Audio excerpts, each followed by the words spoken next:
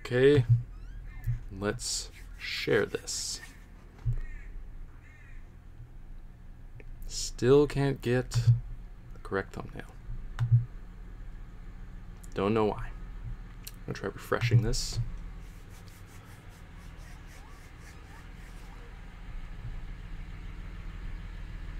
Oh, hello. How's it going, everyone?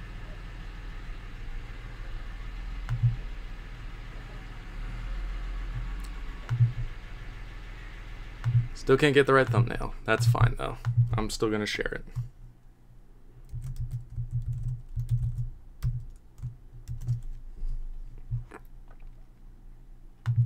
How is everyone? Hey, yeah. Glad y'all can join me. And you know what? Today, I'm gonna try sharing on Tumblr as well. Seems like you reach more people on Tumblr.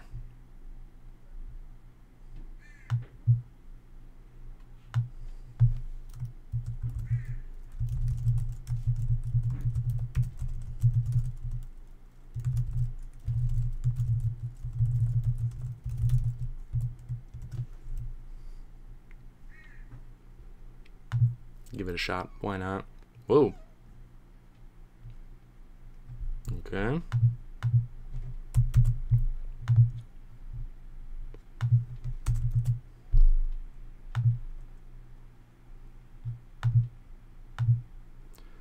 Alright, you know what? Never mind. Maybe I won't post it.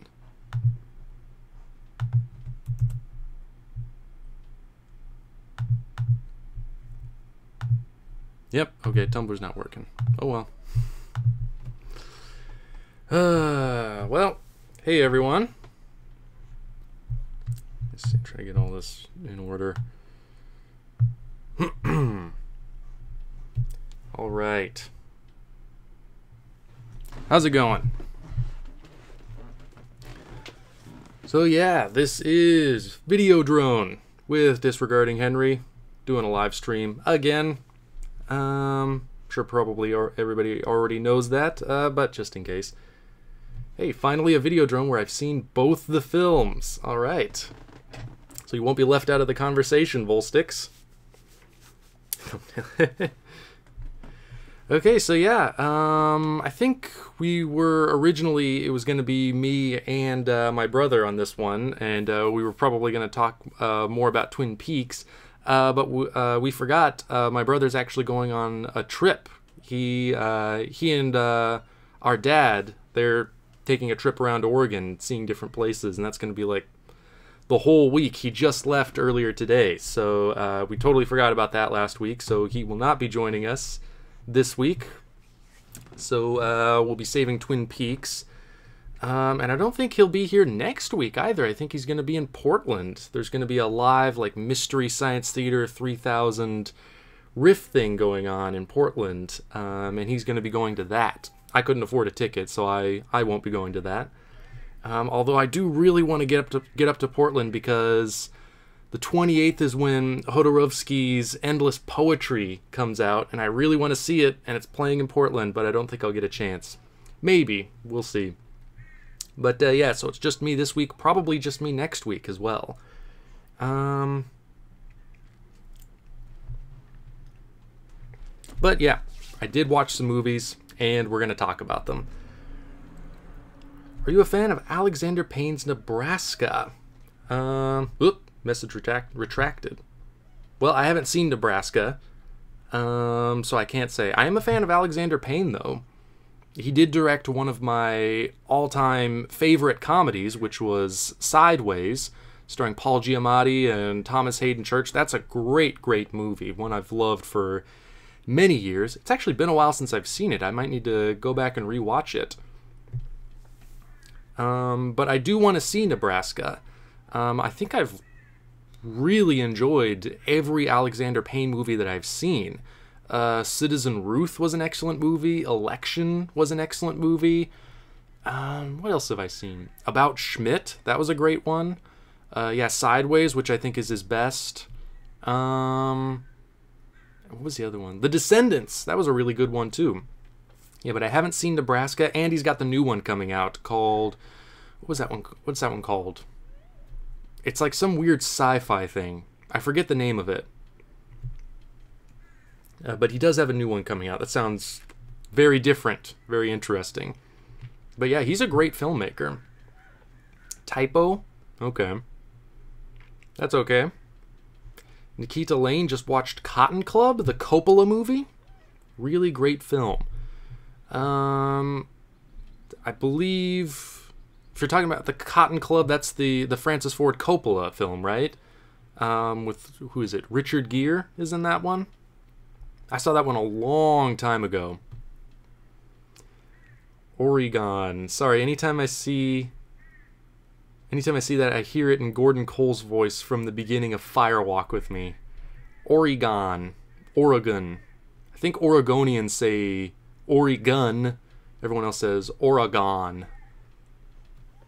Oh yes, the Coppola film, Cotton Club. I saw that one a long time ago. I remember not really enjoying it. If you're saying a really great film, maybe I was wrong. But yeah, I remember thinking that one was kind of muddled. Not one of my favorite Coppola films. But I also really loved One from the Heart, which is typically regarded as one of his weaker efforts. So, I don't know. Again, it's been so long since I've seen it, I can't really comment on it in depth. I don't really remember a lot from it.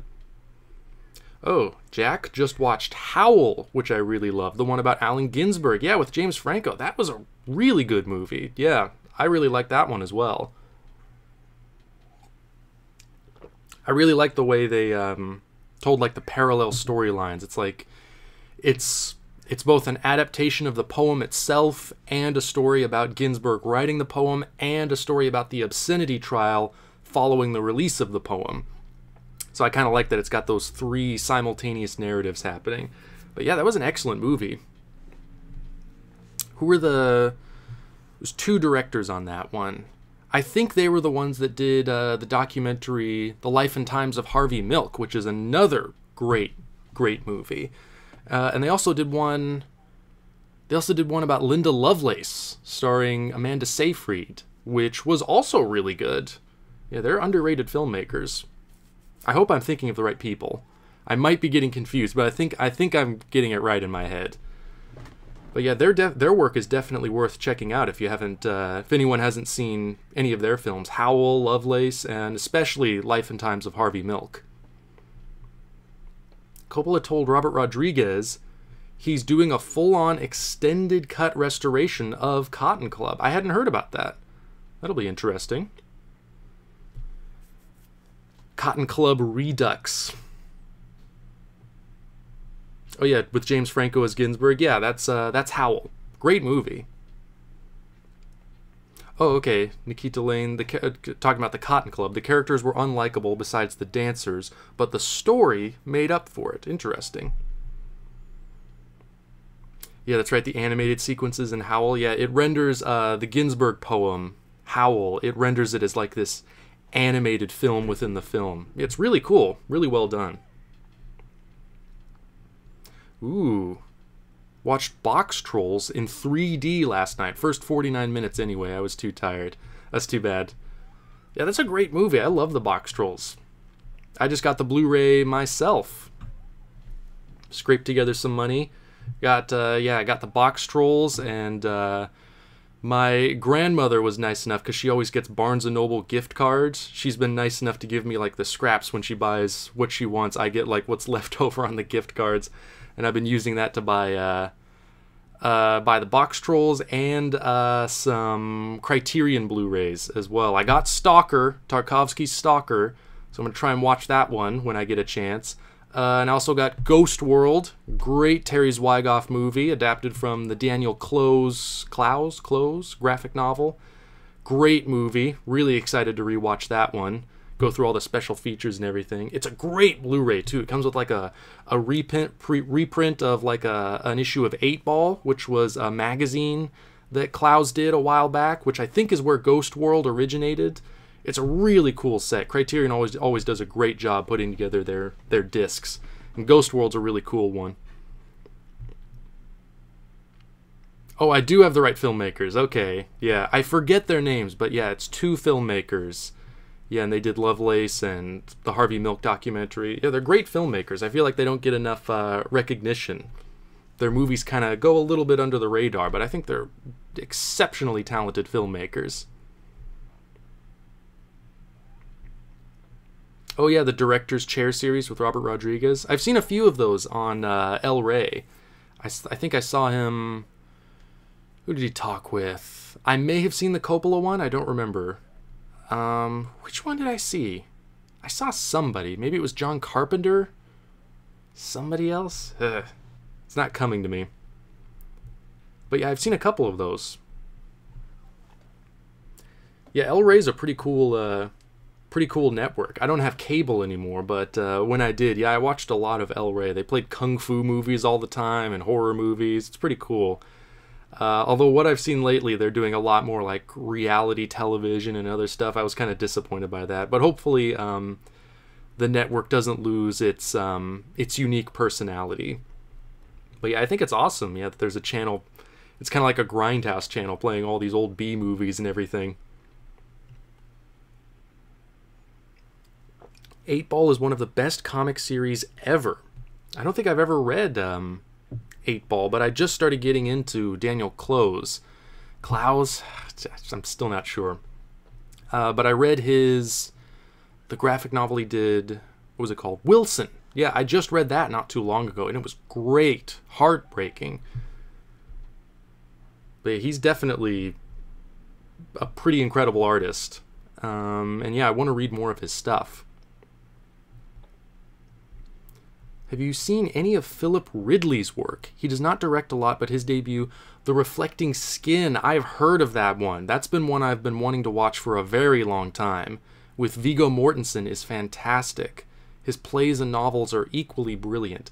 Yeah, I found out about Philip Ridley not too long ago. I can't remember where I heard of it, but somewhere I found out about The Reflecting Skin. And it's kind of a hard film to see now. I think it just got a Blu-ray release, but I know the DVD has been out of print for a long time. But that was one that kind of, yeah, went on my list a while back and was like, man, if I get a chance, I'm going to have to see that one. It sounded really interesting. And I think he's done a couple of other movies. If I might be mistaken, but I think he did this movie called Heartless with, what's the name of that guy? Jim something?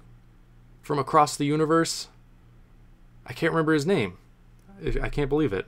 But yeah, I'm pretty sure he also did that movie Heartless, which I think was on Hulu for a while, but it just got taken off. I never got a chance to watch it. But yeah, I've been wanting to check out some of his work. Jim Sturgis, thank you. Thank you, Volstix. Jim Sturgis. Yeah, but if I'm thinking of the right guy, yeah, I think he also did that movie, but I haven't gotten a chance to watch any of his work yet. But yeah, I do recognize the name. And Reflecting Skin especially, that's been a movie I've been wanting to see. We'll see if I get a chance at any point in the near future. But yeah, that's been one I've been trying to track down for a little while. Oh, Stalker is a good film, but expect to fall asleep the first time you watch it. I expect that with Tarkovsky. I fell asleep the first time I watched Solaris. I think I've talked about this before, but... yeah, the first time I saw Solaris, I fell asleep in like the first half hour. The second time, I fell asleep after the first hour. The third time, I fell asleep like after about 2 hours. And I think it was like the fourth or fifth time, I finally made it all the way through without falling asleep. And then I started watching it again and again and again. Now it's one of my favorite movies. But Tarkovsky is certainly a challenging filmmaker. You know, he demands a lot of you, but if you can meet that challenge... he does really give you something to consider. Really beautiful images and incredible sequences and very thought-provoking ideas and incredible atmosphere that he creates in his movies. So it takes some work on the part of the audience, but if you can do the work, there are really rewards to be taken from his movies.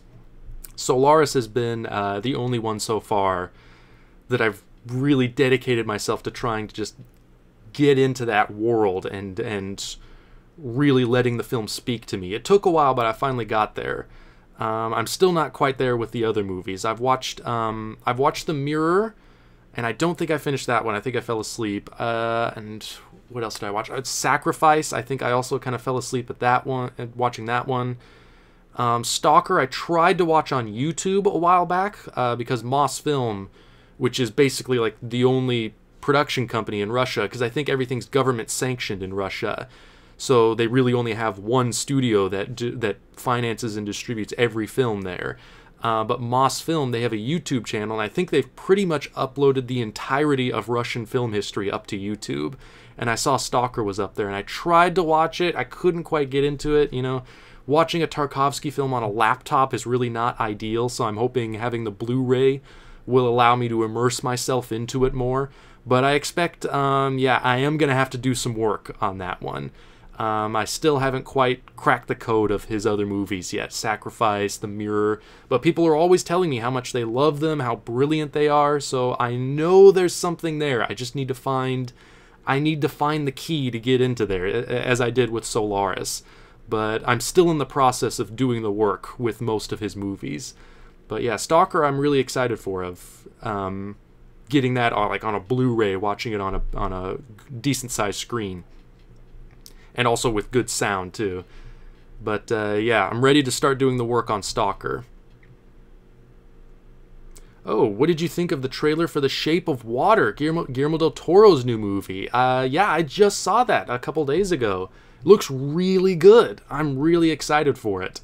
Yeah, I'm glad that del Toro is getting to do something kind of smaller and really a lot weirder and more in tune with his eccentricities and his fetishes and everything.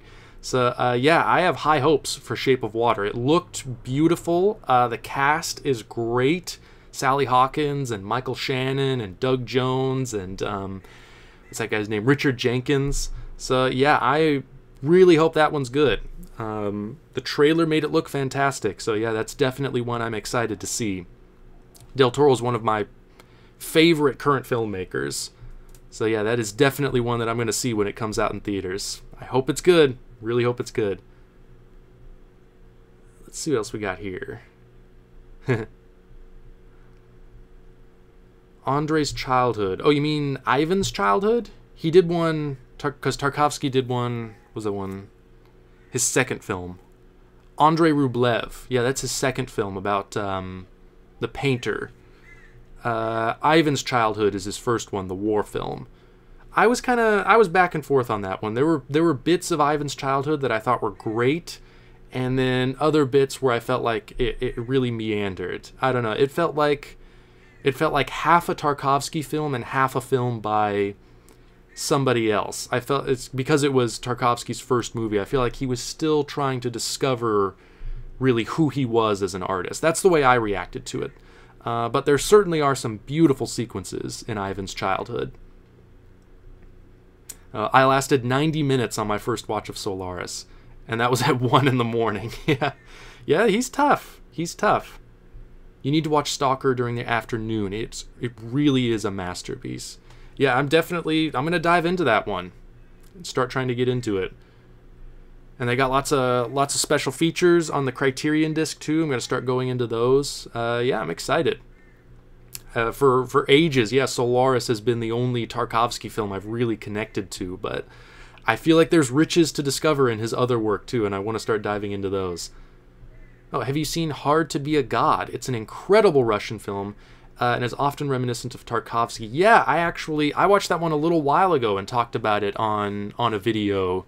And I actually just recently, maybe like a couple of weeks ago, I rewatched it because it's still streaming on Netflix. And yeah, that is an amazing movie. An absolutely incredible movie. Extremely unpleasant. Really not a fun movie to watch because it's all just about filth and suffering and ignorance. And it's just basically 3 hours of stench and filth and odor and stupidity and just misery. It's a difficult film to watch because it really is unpleasant to to experience and to look at all the way through. But I think there's something about it that really transcends that and makes it like this odyssey, some kind of experience that if you can make it all the way to the end, you feel sort of transformed. You know, it's sort of like it's like what that guy went through in that documentary, Touching the Void. You know, where he was climbing up a mountain and then he broke his leg and he had to drag himself down the mountain, and he went through all of this incredible pain and suffering, but by the end of it, he was kind of transformed. He'd reached a state, almost like a state of spiritual ecstasy, where his mind had just been transported to another plane. Hard to Be a God is sort of like a cinematic equivalent of that. You just do not enjoy it, and it's very difficult, and it's incredibly long. I think it's over 3 hours long, but if you can make it to the end of that, there's a kind of transcendence that happens. You feel like your mind really has been elevated somewhere else. You've been dragged down through the mud, and somehow your mind has been elevated to a higher plane through this experience. I think it's an incredible movie. Yeah, and it's a fascinating one to read about too, because who was the director? I learned his name and now I'm blanking on it again. But yeah, I don't think he'd done many movies, and he'd worked on Hard to Be a God for like years and years and years, and he died just before it was finished. And I haven't seen any of the director's other movies. But yeah, it is a pretty remarkable film, I think, in a lot of ways. And I've read a lot of just horrible reviews on it, of people just talking about how much they hate it. I definitely understand that. But I think there's something about it that is just absolutely unforgettable. It really takes you on a journey, an experience. Jack says, I adore Stalker, Solaris, and Andrei Rublev, but like you, I struggle with The Mirror. Yeah, Tarkovsky's not easy. I think everyone has their difficulties with him. Film 4 played all of Tarkovsky's films a few months back. Cool to see them on terrestrial TV. His films are like tone poems. They are, yeah.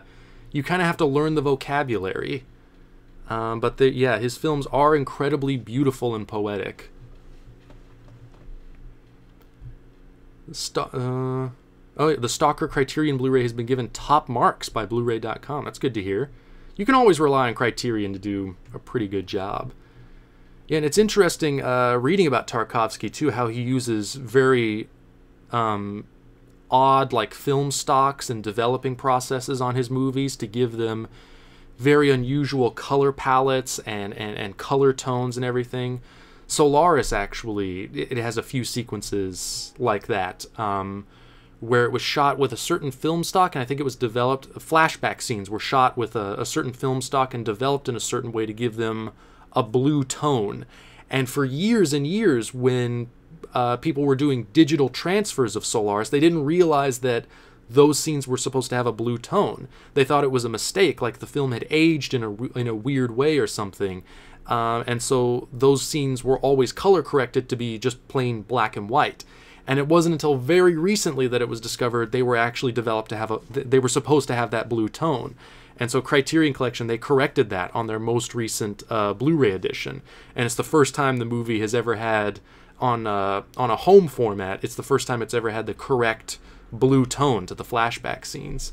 And from what I recall, Stalker had some unusual processes like that as well. When Tarkovsky shot the scenes in the zone, he shot it in a particular way, developed the film in a particular way to give it a very specific look. And so I imagine Criterion did a lot of work to make sure they reproduced that look as accurately as possible, which is the thing I love about them. They're really good about that, getting like the correct color tones and aspect ratios. I'm kind of obsessive when it comes to that stuff. I hate when aspect ratios are altered and pictures are changed in any way. I want to see it in the original version. And so that's one of the things I really love about Criterion, is they're very careful about that. Is The Reflecting Skin the 1990 made film? I assume so. I don't know what year it was made, but I assume it sounds about right, from 1990. It kind of looked, from what I saw, it kind of looked like it had a Days of Heaven kind of feel, but maybe more surreal and kind of darker. But I don't know a lot about it, but it is one I definitely want to see. I think if someone was to ease themselves into Tarkovsky, watch Kelly Reichardt's films. They're shorter, but they have the same philosophy of sculpting in time. I don't think I've seen any of her movies. If she's the right one I'm thinking of, I think she did that movie Meek's Cutoff, right? The Western, which I can't remember now. I think I watched that one, but it was a long time ago. Anyway, I don't remember enough of it to really, be able to talk about it. If I did watch it, I'm having trouble recalling now. But yeah, I'm familiar with the name. I don't think I've really seen any of her movies, though. I'm falling behind on the chat now. Has Oscar Isaacs ever been in a film with Michael Shannon? I have a feeling they could be great together. I can't think of anything right now. I don't know, possibly, but nothing's coming to mind. They're appearing like in just about every film being made, though. I'm seeing Oscar Isaac everywhere, and I'm seeing Michael Shannon everywhere. So I'm sure sooner or later it will happen. Oh, just checked. Yes, it is 1990. Okay, Reflecting Skin, 1990. I just can't get it out of my head. Okay, what are we talking about here? Oh, Hard to Be a God? Okay. It makes Game of Thrones seem like Sesame Street. I haven't seen Game of Thrones, so I can't confirm that. But yeah, Hard to Be a God. It's a challenging one. 3 hours of filth, stupidity, and misery. Sounds like high school gym. It's about as bad as that, Master Barry. But yeah, I think there's something unforgettable about it. There is something transcendent about it. I found, at least. Some people don't seem to agree with me, but that's okay.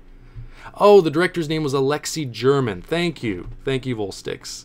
Yeah, it's the only film of his I've seen, but yeah, you can tell he very lovingly crafted every single second of filth and stupidity. There are some amazing shots in it. The whole movie is done. It's sort of like a Bela Tarr movie. Not quite as extreme as Bela Tarr, you know, where... And I've only seen one Bela Tarr film, but like, what was it called? The Turin Horse, where like the shots just go on for ages and ages and ages. Hard to Be a God is sort of like that. It's amazing. Like he'll set up a scene. Alexei German will set up a scene and he'll just let the camera roll and roll and roll, and it just keeps going and going and going. Just aesthetically, the way it's visually designed, the way it's shot, it's pretty incredible on a technical level. It's just all of that skill and all of that brilliance is being used to create the most unpleasant experience possible. So it's really like nothing I've ever seen. It's sort of like a Monty Python movie, sort of like Holy Grail, you know, where everybody's just crawling through mud and shit the whole time, but without like the slapstick comedy of Holy Grail. I think Hard to Be a God does still have an element of comedy in there, but it's really buried underneath the suffering and the existential malaise and everything. Whereas with Monty Python, the comedy's on the surface. With Hard to Be a God, it's buried under all the misery. Oh, I noticed on your channel page you were subscribed to Mark Kermode now. Did you get that 3-part radio program? I think I did. I haven't listened to it yet. But yeah, I've been watching Mark Kermode videos on YouTube, and yeah, he's a really good one. I always find it really interesting listening to his thoughts on movies. I've been watching a few, like, I actually, just before I did the stream, I watched his review on Herzog's Bad Lieutenant, which was a good one. It was interesting, yeah, listening to him compare the Abel Ferrara Bad Lieutenant with the Herzog Bad Lieutenant. He didn't really seem to care too much for the Herzog Bad Lieutenant, and I really disagree with him on that. Like, that's one of my all-time favorite Werner Herzog movies. One of my all-time favorite movies, period, is Herzog's Bad Lieutenant. So I disagreed with him on the overall feeling, but it was still interesting listening to his thoughts. He's a very passionate communicator, feels very strongly about the things he says, and that's I think always exciting to see when somebody is genuinely passionate, yeah, about the feelings and the thoughts that they have. You need to reflect on the mirror, no pun intended. The Mirror. I'm trying to remember which one that was. Okay, yeah. I think it's hard to explain a Tarkovsky movie because they often don't really have storylines or narratives to them so much. But I think that one was sort of like...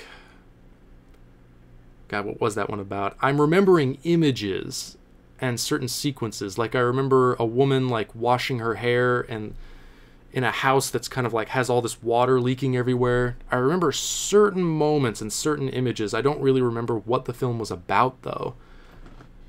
But yeah, I guess I will have to check that one out again. Oh, has anyone seen the Disaster Artist teaser? It may be the film I am most excited to see this year. It does look good. I saw that, yeah.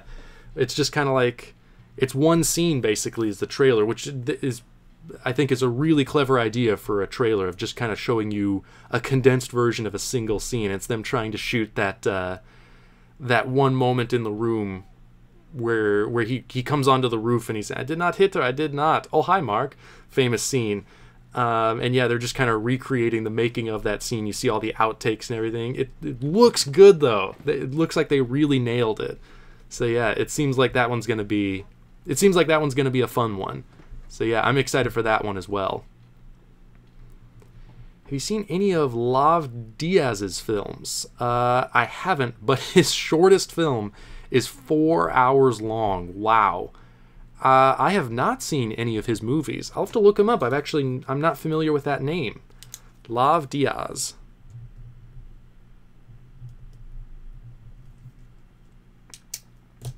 Yeah, I'll look into him. But yeah, I'm not familiar with his work. There's something very exciting though about a director that works in longer form storytelling. Like Bela Tarr is somebody I'm really fascinated with. I wish his movies were easier to see in the United States, but it's kind of hard to see a lot of his work. Like Satan Tango is one that I've been wanting to watch for ages. I first read about it, oh gosh, I think back when I was in high school.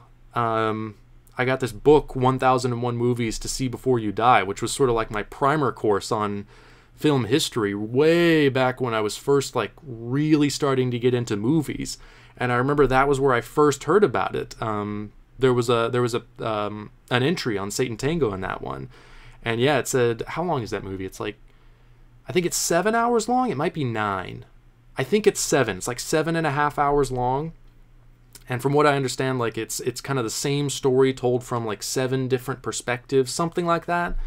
But yeah, I remember that really struck me, a 7-hour movie. And I was like, I kind of want to check this out. But yeah, so far the only Bela Tarr movie I've seen is his most recent one, and allegedly it's going to be his last movie. But that was The Turin Horse, which I thought was really beautiful. Again, a challenging one. Not a lot happens.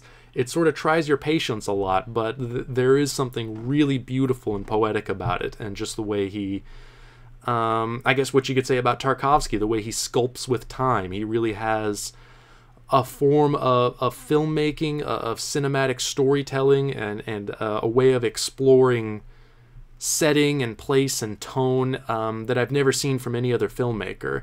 And I really want to see more of his movies, like Werkmeister Harmonies, I think is the name of one, and especially Satan Tango. But I can't seem to find them in the United States. But yeah, just the idea of a director making a 7-hour movie, it makes me wonder, how do you fill those 7 hours with an actual story?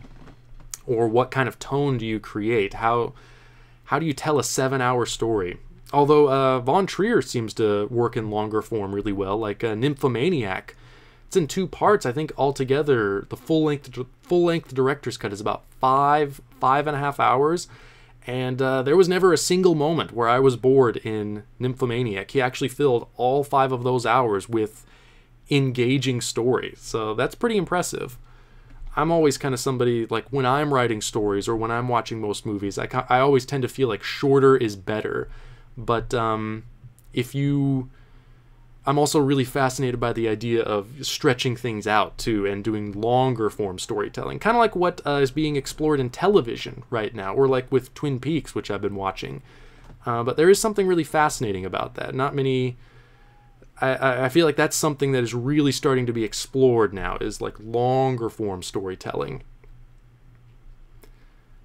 But yeah, I'm hoping Criterion or somebody will get a hold of Satan Tango or something, make it available in the US, because it's probably been more than 10 years I've been wanting to watch that movie. I still haven't gotten the opportunity. Sasha bought the 4x Satyajit Ray Criterion's, the Apu trilogy, and the Big City. I don't think I've seen any Satyajit Ray movies yet. He is another one I need to catch up on. Yeah, I've heard a lot about the Apu trilogy. That was another one in 1001 Movies You Have to See Before You Die. That's where I first heard of Ray's films, and especially the Apu trilogy. Still haven't seen them. My brother actually owns those on Blu-ray, though, the Apu trilogy. He watched them. He really liked them. I have not made time to watch them yet, though.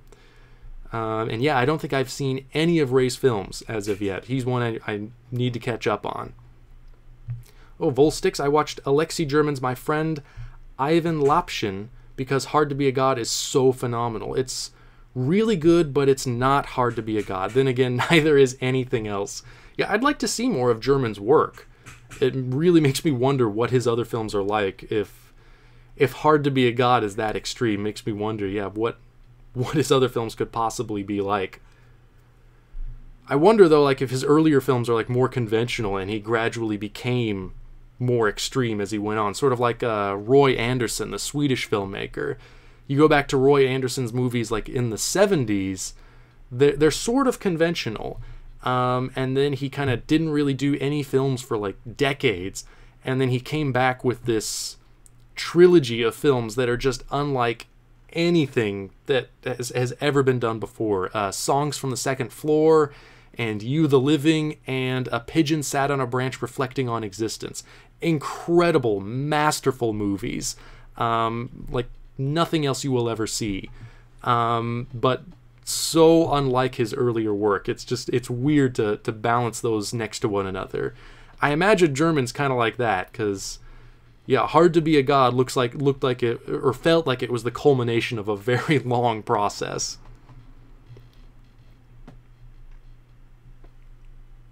Oscar Isaac and Rami Malek would work well in a film together. Yeah, again, I'm trying to think. It seems like they would have done a movie together, but nothing is coming to mind. Yeah, Rami Malek is another one I'm starting to see more and more of. It seems like he's popping up here and there in just about everything.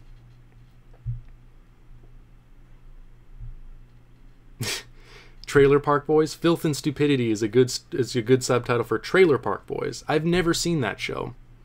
I have a friend who really likes that show because he's obsessed with Rush, the band Rush, and I guess they make reference to Rush quite a bit on Trailer Park Boys. So I hear him talk about that show every now and again. I've never watched it though. Oh, what's the Minions box I saw behind you last week? That seems against type. This is just simply a box of tissues. That's it. I've been kind of sick. So that's all this is. It's just they're promoting Despicable Me 3, so they're putting Minions on everything. Just a coincidence, though. Although I did see Despicable Me 2. I haven't seen 1 or 3 or Minions, but for some reason I saw Despicable Me 2 a while back. And, you know, it's not bad. It's a fun, cute movie. But yeah, you do get kind of sick seeing the Minions everywhere. Oh no. Mark Kermode said, Predator has always been rubbish, so I like him a little less now. Yeah, Predator's an awesome movie. But hey, it's not everyone's cup of tea, right? Bella fucking Tar. I mentioned to you before about that sequence from his film Workmeister Harmonies. Oh, the orbits of the planets in our solar system enacted by the pub patrons. 11-minute single shot. You watch and cannot figure out where the cameras were. Yeah, there were moments, there were sequences in the Turin Horse that floored me, of just the shots that go on and on and on and on. I think I remember reading, because I did a little bit of reading about Turin Horse, I think I remember reading that there were some shots in Turin Horse that took months to set up. Like, not days, not weeks. They took months to set up and to execute, which is insane. You could never do that in the United States. Because in the US, we're all about, making the production process as short as possible, because that's the most expensive part of making a movie, is the actual physical shooting process. So you want to make that as short as you possibly can. Most movies, they get shot in a matter of weeks. And so the idea of not just having a production that lasts for months, but having just a single shot in your movie that takes you months to plan and to organize and to choreograph and to rehearse and then to finally shoot, that's insane. I don't think any American director would ever have that kind of privilege. So Belatar is definitely lucky that he works in the Hungarian film industry, because I think they're a little bit better about that. They shoot with smaller crews, things are less expensive. I mean, in the US, it's so expensive to get a location, to get permission. There's all kinds of legal processes you have to go through. It's a little bit easier in Europe. So I think they can afford more so to do stuff like that. Although even in Europe, Belatar is a bit of an anomaly. No one else really makes films the way he does, how he does. So yeah, he's pretty remarkable. That also reminds me of Gus Van Sant's later work too, like the Death trilogy that he did. Jerry and Elephant and Last Days, those were heavily influenced by Belatar. And Van Sant found a way to pull it off. He couldn't quite be as ambitious as Belatar, but he really found a way of adapting that kind of style and doing something of his own with it. I really love that trilogy. Yeah, Jerry, there are still large passages of Jerry that really stick out in my mind as oddly haunting. And of course moments in Elephant and Last Days. It's a pretty great trilogy, I think. But yeah, especially if you watch, from what I remember of the Turin Horse, if you know how difficult it is to do a tracking shot, and I've worked on film productions where even just doing a really simple like dolly move is kind of an endeavor. It's really difficult, The people that pull off those shots are incredibly good at what they do. And even just doing a simple dolly move or a focus change or a zoom or what do you call it, an exposure change, it's all really difficult and takes an incredible amount of coordination between everybody. And you look at a shot in a Belatar movie, he's moving from indoors to outdoors, he's going from sunlight to interior light, he's going from close-ups to wide shots, the camera is constantly in motion. It's flabbergasting. It's absolutely flabbergasting. I can't imagine how difficult it was to do some of those shots, to do every single one of those shots. There is not one simple shot in all of the Turin Horse. And I can't even imagine how difficult it was to do those. Oh, have you ever heard of an unproduced screenplay called Edward Ford by Lem Dobbs from 2003? It was famous for being one of the best scripts never to get made. I've never heard of that script. Although I do like Lem Dobbs. He's done some films with Steven Soderbergh that I thought were really good. He wrote this movie called Haywire that Steven Soderbergh directed in when was that? 2011? Somewhere around there, I think. Which I love Haywire. That's a really good action movie. And I don't typically really like spy movies, but there's just something about Gina Carano. She plays the lead role in that one. And she's a former MMA fighter, so there's something about the physical presence she's able to bring to her performance, and the fact that all of the fight scenes in that movie are basically full contact and done in a really realistic, believable way. I thought that movie was really exciting. I really enjoyed it. Soderbergh's done a lot of movies that I feel like are underrated and underseen. Haywire is one of my favorites. I love a good female-driven action movie, certainly. Oh. Interestingly, Terry Zwigoff tried to make it with Michael Shannon. This movie, Edward Ford, apparently. But it fell through. Could make an interesting Unmade Masterpieces episode. Yeah. I'm certainly interested in Terry Zwigoff. I've been wondering what he's been up to. From 2003, okay, so that would have been around Bad Santa then. Interesting. Yeah, I'm always bummed out that Terry Zwigoff hasn't gotten to make more movies. But yeah, I had never heard of this one before, so I'll have to look into it. They showed Nymphomaniac on Film 4 the week before last over 2 nights. It definitely challenged my innately bourgeois sensibilities. Pretty good film, though. Yeah, Lars von Trier, he's a provocateur, and it seems like there aren't too many provocateurs left. But yeah, I certainly love what he does. You know, we don't really have like a William Burroughs or a Jean Genet anymore. Lars von Trier is kind of like the last one, it seems. Somebody who kind of just pushes buttons for the sake of pushing buttons. Which not everyone can do well, but Lars von Trier has found a way to really do it and still make good movies on top of that. But I think sometimes we need to be shaken up and have our worldviews challenged. Keeps us alert. Oh, Sasha, I may finally get around to seeing Nocturnal Animals tonight. That's a great movie. So yeah, I hope you enjoy it.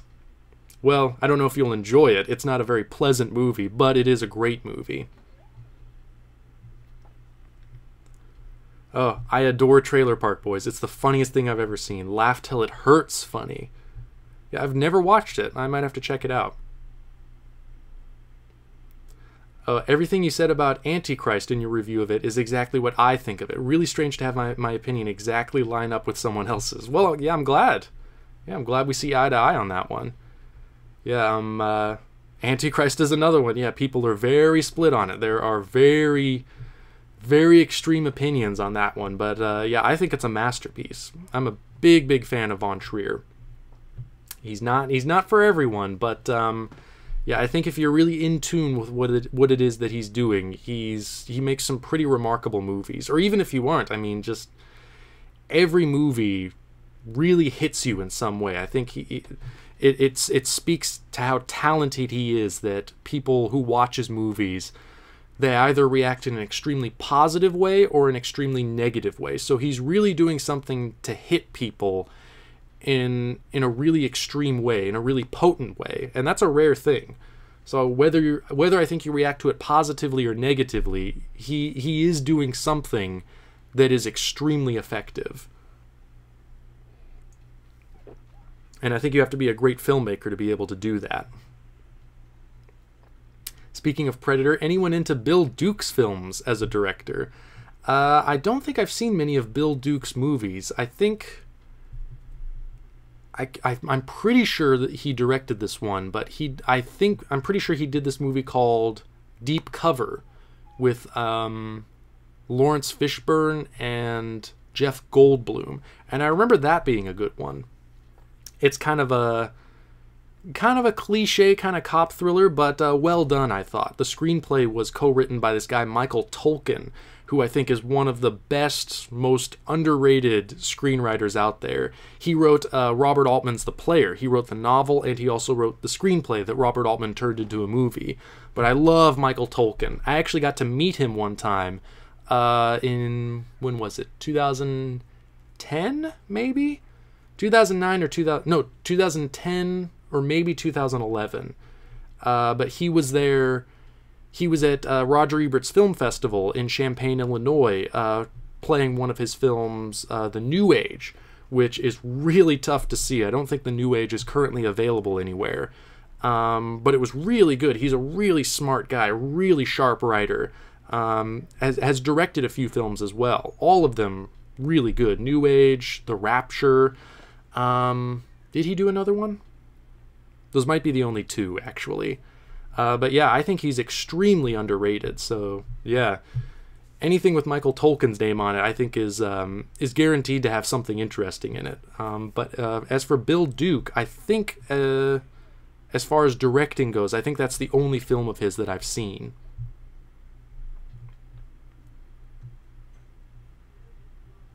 Oh, Sasha, checking out The Reflecting Skin. Yeah, I'm still trying to figure out how I'm gonna see it. I might end up getting the Blu-ray at some point, but I'm not sure. I do really want to see it though. What up, Henry? Hello, Lord Byron. Oh, hey, Felix. Felix is here.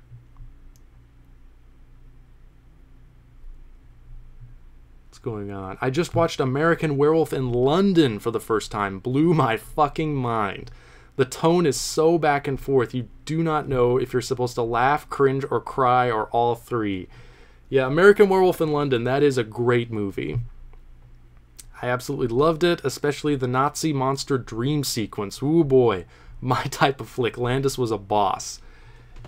Yeah, that's a great movie. I just recently rewatched that one. Not too long ago, a couple of weeks ago. But yeah, it is a pretty amazing movie. How well Landis is able to balance the comedy and the horror, and also how uncompromising the movie is.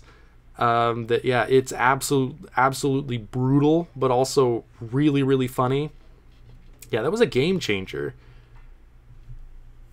And like, werewolf transformations had never been that intense before. Like, he really wanted to show the whole process of a guy's body painfully, agonizingly reshaping itself and transforming.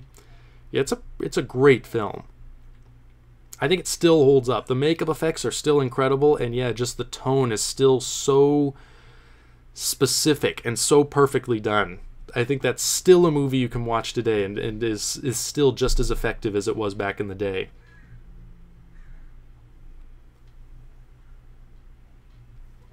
Ooh, Master Barry. Also, I watched Yee Yee last night. That was a film made for me. Some of the best 3 hours I've spent. Yeah, that was a great movie. It's been years since I've seen it, but I remember loving it. That's a Taiwanese movie from, when was it? Early 2000s, I think. It was directed by Edward Yang, another long-form storyteller. And I've heard about other films of his. Like, he did this one that I've been wanting to see called A Brighter Summer Day, which it just recently, for the first time, got worldwide distribution, because apparently that film uses a bunch of Elvis Presley songs, which are really difficult to license. Criterion, I guess, just recently cleared up the whole rights issue with the soundtrack, and now A Brighter Summer Day, this movie he did like in the mid-90s, I think. It's considered one of the best Taiwanese movies ever made. It finally just got distribution, and they put it out on Blu-ray. I really want to see it, but haven't gotten a chance yet.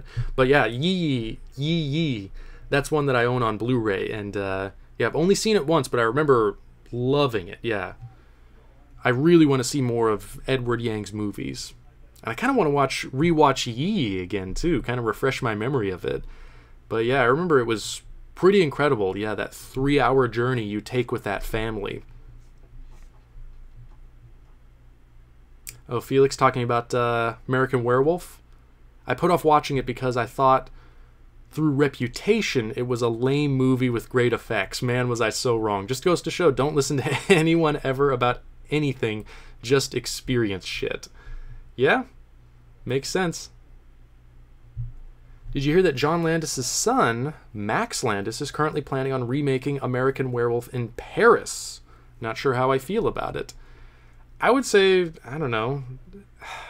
I guess it's unavoidable now to do remakes of stuff.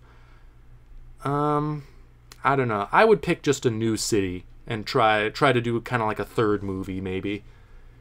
I think that's better than just trying to create a new piece of the series rather than just, redoing one of them.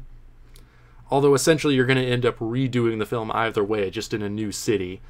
Yeah, I don't know. I can't say I'm really looking forward to that, but Max Landis, he seems like he's a talented young guy, so could be interesting. Who knows? I do think I listened to a podcast not too long ago where he talked about his idea for a remake of Gremlins that actually sounded pretty interesting. I thought it was a pretty clever idea. It was on the Talkhouse Movie Podcast, which is a great podcast. It's directors in discussion with other directors. So they get some really interesting pairings and discussions happening. They actually just posted one that is It's Darren Aronofsky in conversation with Alejandro Jodorowsky, and it's a great like hour-long conversation.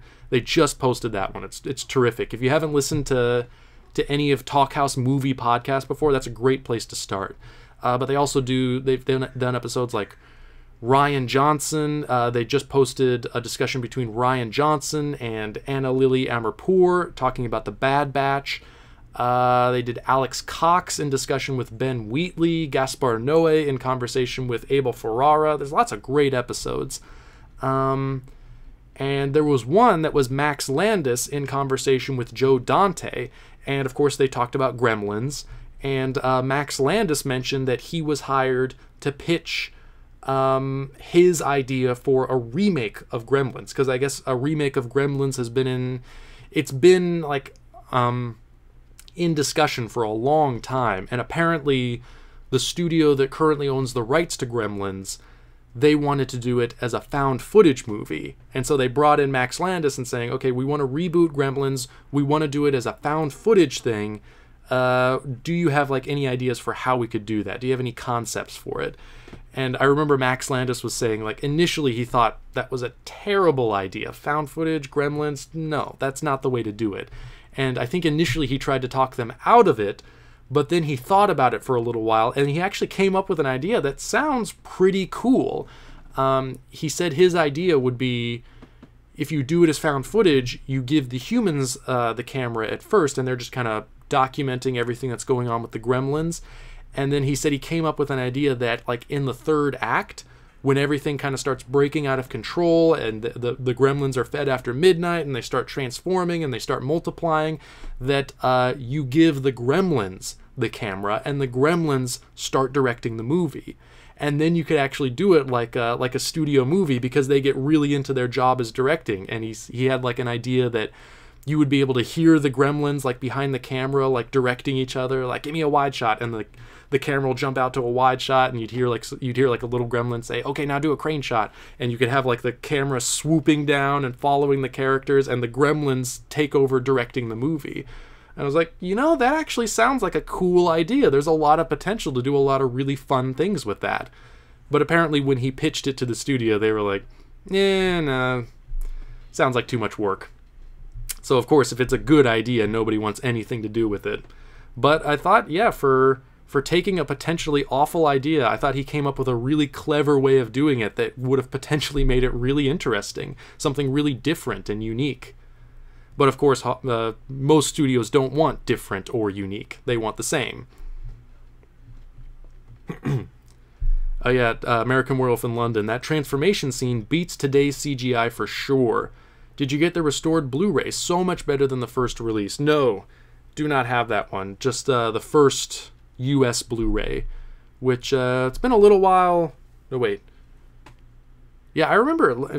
When did I say I watched it? I'm getting confused now. Yeah, I did watch it fairly recently. But I remember it still looking pretty good. Yeah, I haven't seen the restored one. Yeah, that's one, especially horror movies, cult movies like that. They get releases like every couple of years. You'll end up double dipping and triple dipping, quadruple dipping. Oh, Felix. In regards to Von Trier, I just read an interview with Willem Dafoe, and he says he knows a lot of Lars's sex life, says he loves talking about sex. Dafoe seems to love him. I have not read that interview. Although I did read an interview with Von Trier talking about Dafoe when they were shooting Antichrist. He was talking about how he didn't want to have Willem Dafoe do full frontal nudity in that movie. They used a prosthetic penis for his nude scenes in that movie because, according to Von Trier, Willem Dafoe's penis is, quote, confusingly large, end quote, which I thought was... one of the best things I've ever read in a serious film interview.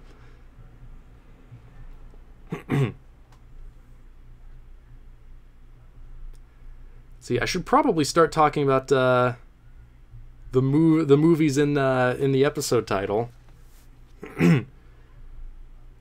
But we'll see if we can transition into it. I'm still looking at the chat here, see what's going on. Oh, Volstix. I was going to mention Deep Cover, lol. Really have a soft spot for that film. Amazing soundtrack, too. Holy crap, you met Michael Tolkien? He wrote The Player.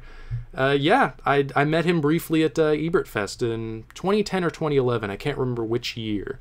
But yeah, he was a really nice guy, really cool.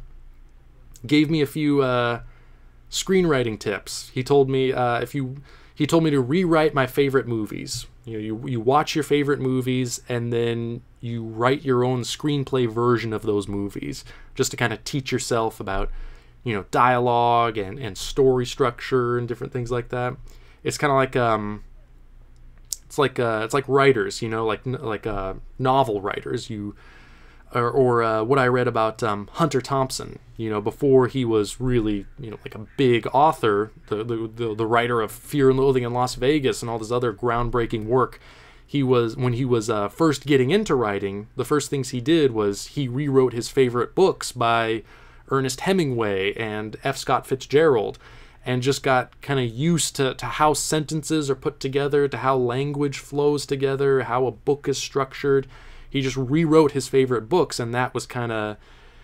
And then from there, he was able to springboard and discover his own voice, his own way of doing things. But it's like they say, you learn through imitation. You start out imitating the people who influence you, and gradually over time, you discover your own voice.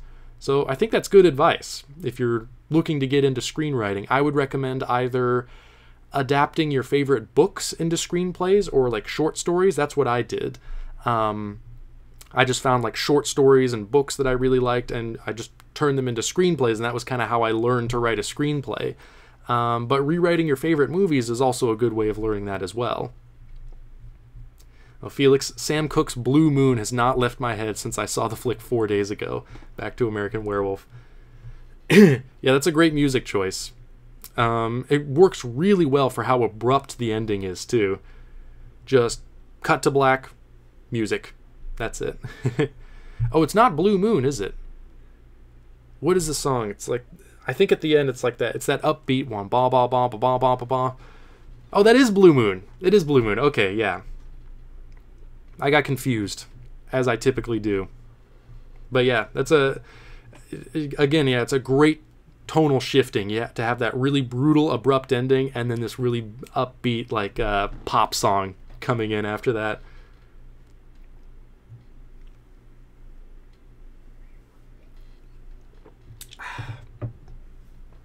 I still haven't been able to shake this this throat ache. Still have a little bit of a cough. Trying to keep it under control though. Oh yeah, Felix, we both met Michael Tolkien. That we did. Nice dude. We play poker every 4 or 5 months. Well, how come I never get invited then? Oh yeah, we don't really play poker, but we met him and he seemed totally game for it. Yeah. Are you still watching Oz? Yes, I still am. I watched a couple more episodes. I'm falling behind on it again. But yeah, I need to try and get back into it. I'm almost done with the first season, though. Oh, Felix, you gotta get out of here. Good to see you, bud. I'll be at your place likely next weekend. Ooh, love ya. P.S. I'll be bringing some Greg Araki movies. Cool. All right. Look forward to it, man. Yeah, hopefully you'll be here for the next stream as well. Or no, wait, you're going to Portland with Denny, aren't you? Okay. Well, it'll be cool to see you regardless. Yeah, see you later, man.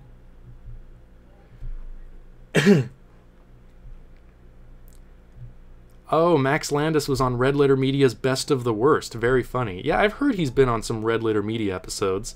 My brother told me about that. Yeah, apparently he's friends with all of them, and apparently they really don't like his movies or something like that. He's been telling me a little bit about it, but sounds kind of funny.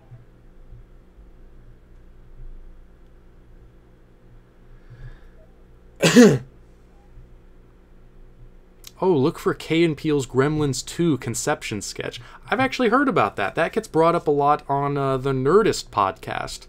I've heard them mention that sketch several times. I'm kind of curious to see it. And actually bringing up Key and Peele, that's probably a nice way to go into talking about Get Out. So I think, yeah, we'll start talking about that one. Yeah, so Get Out. This is one... Blue Moon. That's right. But yeah, uh-oh. What's going on? Oh, Ordell Robbie. Totally off topic, about to go to sleep, watching this from Switzerland. Oh, okay. Are you going to start doing Videodrone not live again? Because I keep missing the live sessions, kind of bummed. There's not really any plans to go back to doing non-live Videodrone. Yeah, it's just kind of a thing. I like the way it's done. I'm doing it right now, where I do a live stream every weekend. This is kind of what works best for me right now, so there are no plans to do pre-recorded videos again. So I'm sorry about that if you keep missing them. That sucks. But yeah, unfortunately, yeah, I don't really have any plans to go back to that, and I don't think it's really gonna work out for me. So sorry about that. But glad you could be here for the first hour. I've gone on an hour and I still haven't talked about one of the movies yet. So I better get into that. But yeah, have a good night. Yeah, sorry about that, but yeah, glad you could join us for even just the first part. But yeah, have a good one. So yeah, Get Out. I'm sure everyone has probably seen this one, or if not, you've certainly heard about it. This is one that took me a while to catch up on. Everyone's been talking about it. It's been met with pretty much universal acclaim. Oh, your stream starts at 6 a.m. in Australia. Wow. I did not know that. Yeah, that sounds like it's inconvenient for some people. Yeah, I kind of feel bad about that now. But yeah, unfortunately, yeah, this is what works best for me, is just like doing the live stream once a week. So yeah, obviously very inconvenient for some people. I don't feel too cool about that. But yeah, this is kind of what's working best for me. So unfortunately, yeah, it's probably how I'm going to continue doing it for the time being. So I'm sorry about that. But yeah, I'm just trying to figure out, or just trying to stay consistent with everything that I'm doing. But yeah, my focus is kind of going to other places right now. Yeah, you are pretty dedicated if you're watching this at 6 a.m. Thank you very much for that. I really appreciate it. But anyway, so Get Out. Let's see if I can stay focused on this. Yeah, so it's the movie written and directed by Jordan Peele. It's been a huge success. Ordell Robbie. Taken off? Okay. Yeah, glad you could join us. Thank you. And so yeah, this movie, Get Out. I keep losing my train of thought. We're gonna get into this. All right, Get Out, the movie written and directed by Jordan Peele. It is okay. We'll start with a storyline. I'll give a plot synopsis. So basically, it's your fairly straightforward thriller. You've got a couple. They're an interracial couple, going to meet the girlfriend's parents. This kind of white upper class family. And it's sort of starts out, almost, I've heard it described. Not too long ago, I watched, Mark Kermode talking about this. So unfortunately, I keep wanting to repeat things I heard him say about it, and I don't want to repeat what someone else says. I want to try and say my own thing about it. But, he actually made some really good points that I can't help but bring up. He said the movie kind of starts out as like a sort of a version of Guess Who's Coming to Dinner, where it's about social commentary, it's about racial commentary, it is commenting on the current social climate of the interaction between races and the issues that are still at play even today, and then gradually it starts to develop into a thriller. It turns into your classic, there's something really bad going on in this house, you need to get out. It's right there in the title, Get Out of the House. And so yeah, I don't want to spoil anything for anyone who hasn't seen it. But yeah, needless to say, because this is a thriller, and I'm sure if you see the trailer, something really bad ends up happening. But yeah, eventually a sinister undercurrent, some kind of horrible secret is revealed that puts the main character in danger. So everybody's really been talking about this movie and how many layers it has and how much is really going on in this movie. That you've got a movie that works really well just as a horror movie, as a thriller, but it's also got many, many layers of social commentary, of racial commentary, a whole lot of subtext, a whole lot of really relevant discussion happening that is really rooted in what's going on right now in the current cultural climate. And it really makes for an incredibly fascinating movie. I guess, first off, since this is a horror movie, it's marketed as a horror movie, that's kind of the first function it needs to serve, is that it's got to be suspenseful, it's got to be intense, it's got to be scary, and it's got to develop a lot of unease and tension. It does that really well. Jordan Peele, who is of course primarily known as a sketch comedian, he reveals himself to be a surprisingly talented writer and director. He sets up the situation really well. He grounds it in reality, makes you believe the characters, makes you believe the situation. It progresses according to a very clear line of logic. We follow it step by step. We follow like the character and how he starts to notice that things are a little bit off in this house. It's kind of like an isolated house in the middle of the country. There's a very, very specific reason for that, both in the story and also just for the genre. You've got to get the character isolated to put them in danger. He sets the tone very well. There's a layer of comedy going on in the movie, a layer of self-awareness, but not too much. It doesn't beat you over the head with I guess, irony, saying like, yeah, this is a horror movie, we're aware of that, here's self-awareness. It's very subtle, and there are moments that are kind of like specifically aimed towards a horror movie audience, like you know what scene this is, we know what scene this is, and we're kind of playing around with that.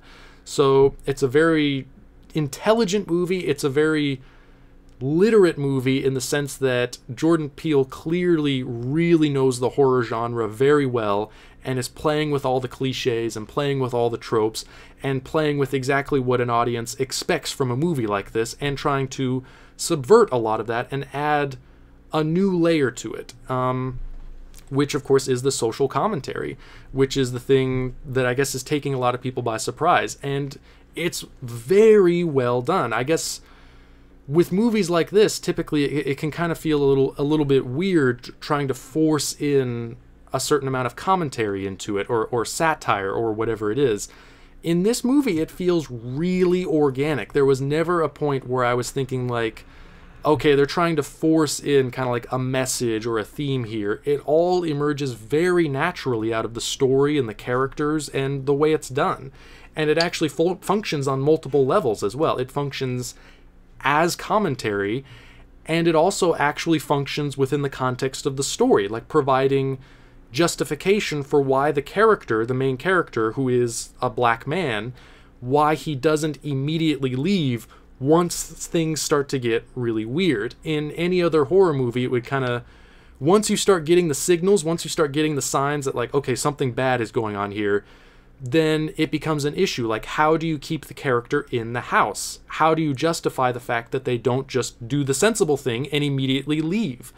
And in this movie, it finds a way of using that aspect of race as a justification for that, because the character, being this black man in this white neighborhood amongst this white family and this all-white crowd, he's able to justify it in his head as just being paranoia. He's seeing things. He's kind of used to situations like that, of being, the one who sticks out, the one who's getting all the attention. He thinks it's just because, well, these are just white people who aren't used to being around a black person, so they're acting strange for that reason. He thinks it's him causing all the weirdness and not the people around him. He thinks it's something related, to the fact that he has a white girlfriend or something like that. And you see the logic to that. You understand the justification. It makes sense that he's able to explain all these things away and find another reason for it and keep him in the house. So it functions on multiple levels in that sense. It's really well done. I was very surprised, because I guess just because you tend to pigeonhole people in your mind. You think of Jordan Peele, you think of Key and Peele, you think of sketch comedy, and he actually reveals himself to be a really clever writer-director, and able to balance multiple levels to a story and to a film and allow them to play off of each other. And he's a very skilled filmmaker as well. The movie plays with a lot of it pays homage to a lot of other horror movies. The opening shot is done as like this tracking shot, this obvious homage to John Carpenter's Halloween, but with a layer of subversion to it as well. It's kind of inverting the horror of Halloween, because in Halloween, the idea behind the horror in that movie is that it's this white suburb that is invaded by this sinister, dark presence, Michael Myers. It's the safety and normality of a suburb being invaded by some kind of outside evil force. In Get Out, he inverts that, and he takes this this character who is a black man coming into this white suburb and discovering the evil that is already there. So it switches the perspectives around, and of course it works really well as making a different kind of horror movie, and also putting in a layer of social commentary. Because in that opening tracking shot, you see a black man in a white suburb. He's followed by a car. There are two ways to take that. It's some kind of sinister presence stalking the victim, and it's also a black man being targeted in a white neighborhood. So I mean, there's layers and levels to every single scene. It's really fun picking apart this movie and how much Peele has put into it. It's a movie that is a really fun horror thriller with an outrageous twist at the end that I did not expect. Really took me by surprise. And when the thing's over, I mean, it leaves you with a lot to discuss and a lot to talk about. It really is a movie that came along at the perfect time, bringing up issues that I think are on everybody's mind right now, and also done in the context of a really fun, entertaining movie as well, that delivers all the scares and thrills and blood and gore that you expect, and leaves you kind of walking out of it with a lot to think about and a lot to discuss. I was very, very impressed by this movie and really enjoyed it.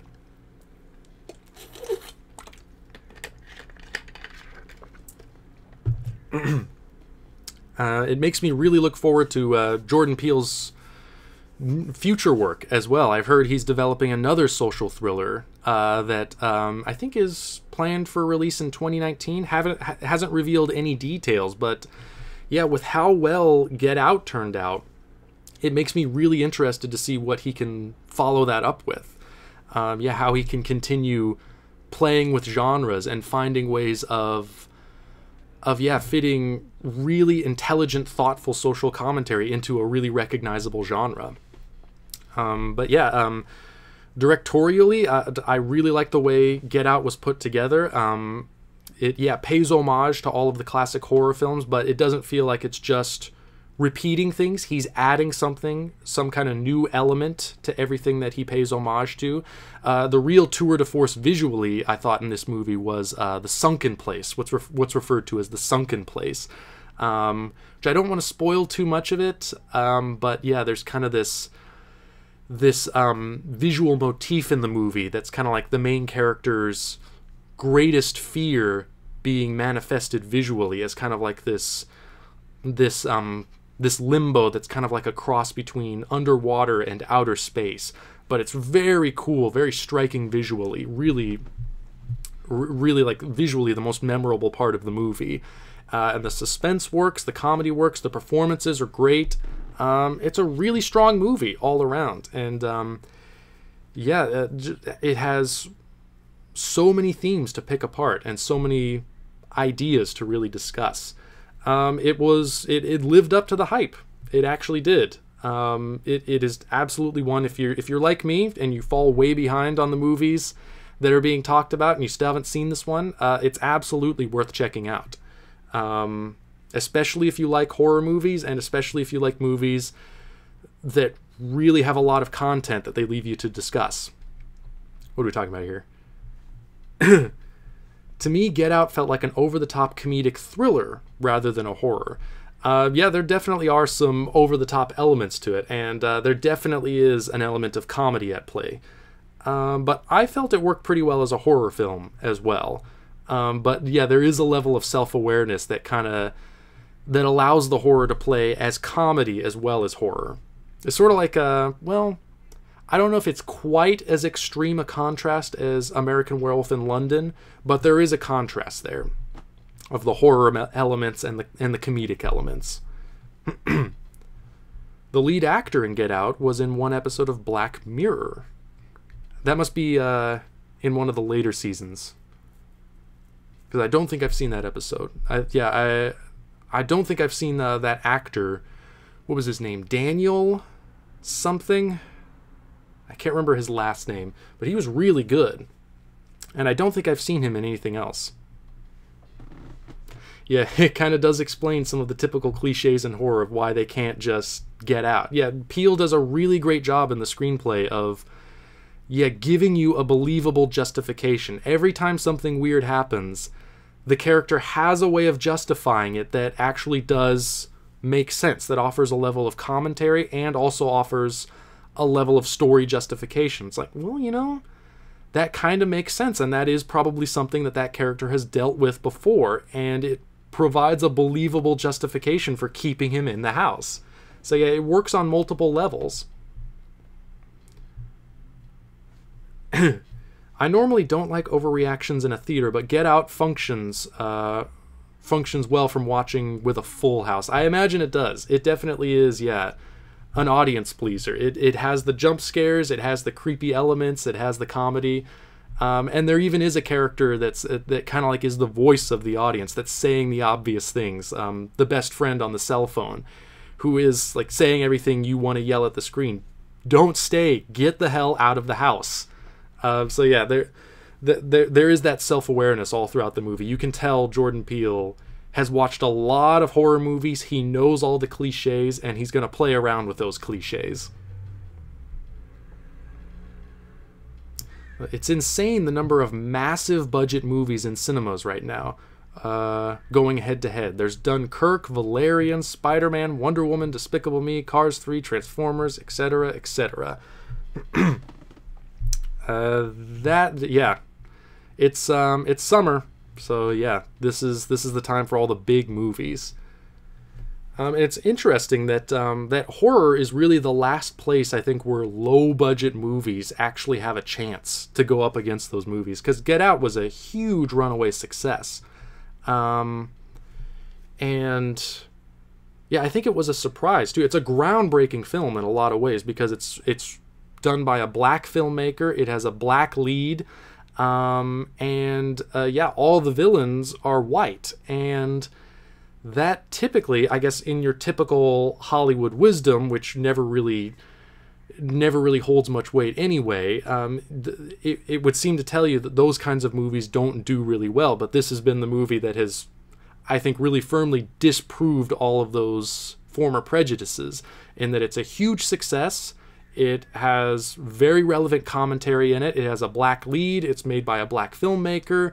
All the villains are white, and it was still a huge success that really connected with audiences. Got great reviews, and I think is still making money. It was a low-budget movie. It was done by the studio Blumhouse, who has been... They've been like the powerhouse in horror films lately, in the stuff they've been financing and distributing. They've just had success after success with like M. Night Shyamalan's The Visit and the Insidious movies, and I think they did the Purge movies, and now Get Out is kind of like their latest success. They've been doing really, really well. Oh, Get Out had a budget of $5 million. Yeah, that sounds about right. Blumhouse typically seems to do movies for like in the $5 million range, with really modest budgeted movies, but Get Out doesn't feel like a small, low-budget movie. It feels like they had just enough to do what they needed to do to make the movie the way it needed to be made, and then get it out there. And Blumhouse, I think, is really clever in the way that they market it. They know who their target audience is. They know who they need to play to. And yeah, they Get Out has just been the latest in a long line of huge successes that they've had. So it's hugely profitable and groundbreaking for a first-time black filmmaker as well. So it's cool to see those barriers being broken. I think another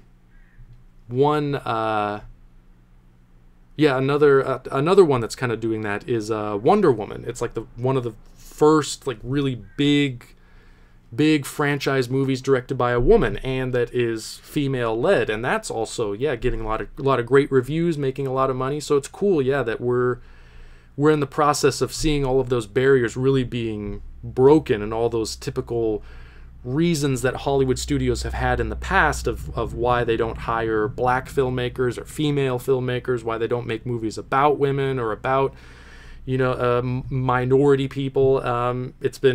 The justification has always been, well, those movies don't make money. And now we're starting to see definitively those movies do make money if you get behind them and if they're good movies.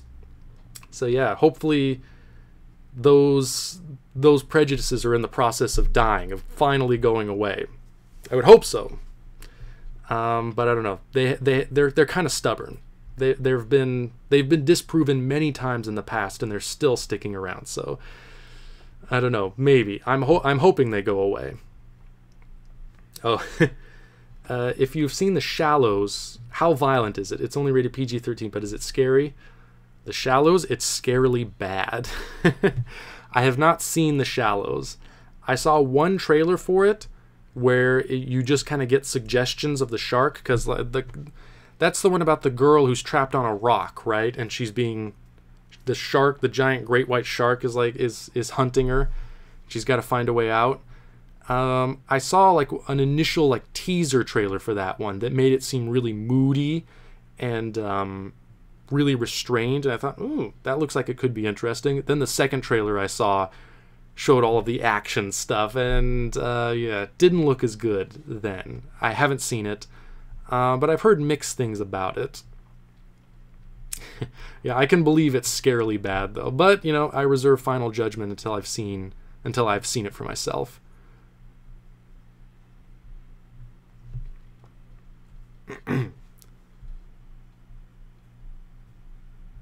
Get Out made over $250 million worldwide. Yeah, that is a huge profit margin.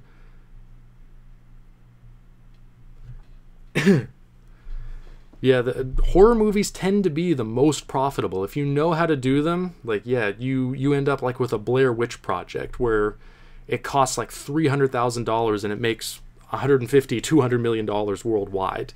If you don't do the typical thing and just make like a boring kind of cliche, by the numbers kind of horror movie, which it seems most people tend to do, then I guess if you hit upon a franchise that people really like, then you can still make a lot of money. Like the Friday the 13th movies, though none of those movies are good, but they've still been hugely profitable. But if you actually take the time and write a good script and work within a limited budget and really try to make something effective, something different, something original, then you end up with something really good. Because it doesn't take a lot of money to make a really good horror movie. If you know what you're doing, you can make an excellent movie for almost nothing. And people love horror. So, if you do your job well, people will go to the theater and they will see the movie. That's what Get Out has proven. It doesn't matter who the main character is, what themes the movie is exploring, who the director is. It's just, if it's a good movie, people will watch it. Wow, Wonder Woman beat Batman vs. Superman domestically. That's impressive. Oh, have you seen Antiviral? It stars the brother in Get Out and is directed by David Cronenberg's son. I did see Antiviral. I thought that was a really good one. I liked it. Yeah, Caleb Laundrie Jones is the actor's name. I've been seeing him pop up here and there in different movies. He's a really good actor. But yeah, I liked Antiviral. I don't know if Brendan Cronenberg has done any other movies since then, but I thought it was a pretty good debut. It had some really freaky elements, some thought-provoking ideas in there, and some memorable images. I thought especially what that movie did really well was minimizing the gore, but making it extremely effective. You know, I thought like Brendan Cronenberg really had a talent for focusing on little elements of gore that really cut deeply, that really make you cringe. There's one bit in there that I found especially disturbing. It's when a guy gets a syringe in his gums, like in his front gums, and there's a little close-up of that showing the needle going into the gums. Like, oh, it's a little thing, you know, it's not like somebody getting their head cut off or disemboweled or anything like that. It's just a little tiny thing that is emphasized enough to where you really recoil in horror from the screen. There are little moments in like that in Antiviral that I thought were really well done. Yeah, so I hope Brendan Cronenberg gets to make another movie at some point, because I think he definitely has the talent.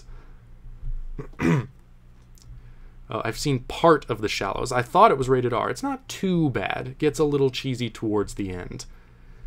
Yeah, that's typically the thing with suspense movies, is the payoff is never as good as the build up. Even Get Out, I felt a little bit like that. The payoff to Get Out, I thought, wasn't quite as interesting as the build up, because then it just becomes, you know, about the gore and the blood and the action and everything, which, you know, is where things like this have to go. I mean, there's not many other places you could take it, unless you want to go for a really downer ending. Which typically, you know, if you're making a movie for audiences, you typically don't want to do. So I think Peele, he had a good balance with Get Out, of making it a film that audiences will still enjoy, that doesn't compromise on its ideas at all. But definitely I thought the first 2/3 of it were better than the last third. A lot more interesting. But, you know, I didn't think the last third was bad at all. I thought it still worked. Just, you know, it's not the part of movies that really appeals to me as much as like the suspense and building tone and throwing things off kilter and askew. Those are the parts of movies that I really enjoy. Antiviral is a really underrated flick. Caleb Laundrie Jones was great in the lead. Yeah, I certainly agree. I still don't think Antiviral has really gotten the recognition it deserves. It's still kind of a pretty underrated, underseen movie. But if you can track it down, I think it's worth watching.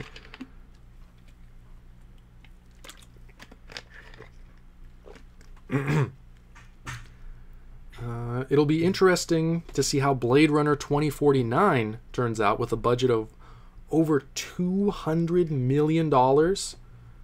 By comparison, the original cost under $70 million adjusted for inflation. I did not know the movie was that expensive. Wow.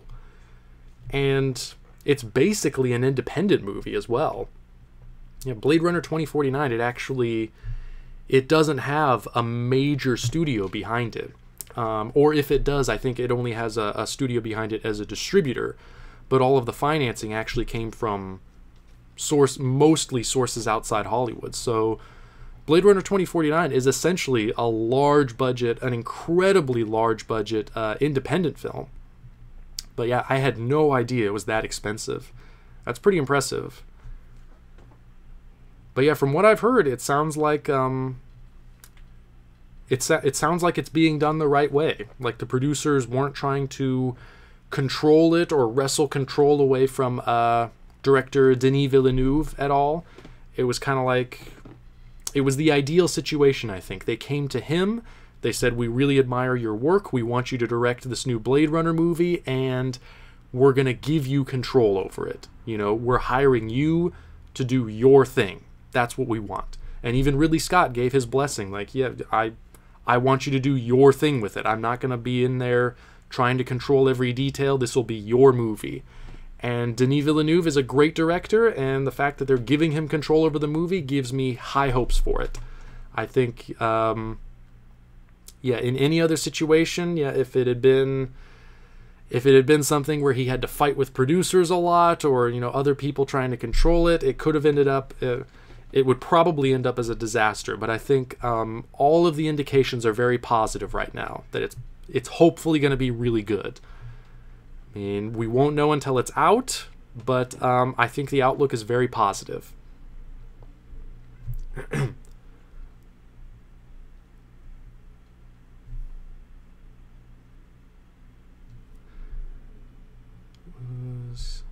I thought the only real problem I had with Get Out was the ending was too convenient. I really think the original ending they had was bleak and provocative. It would have been more memorable, in my opinion.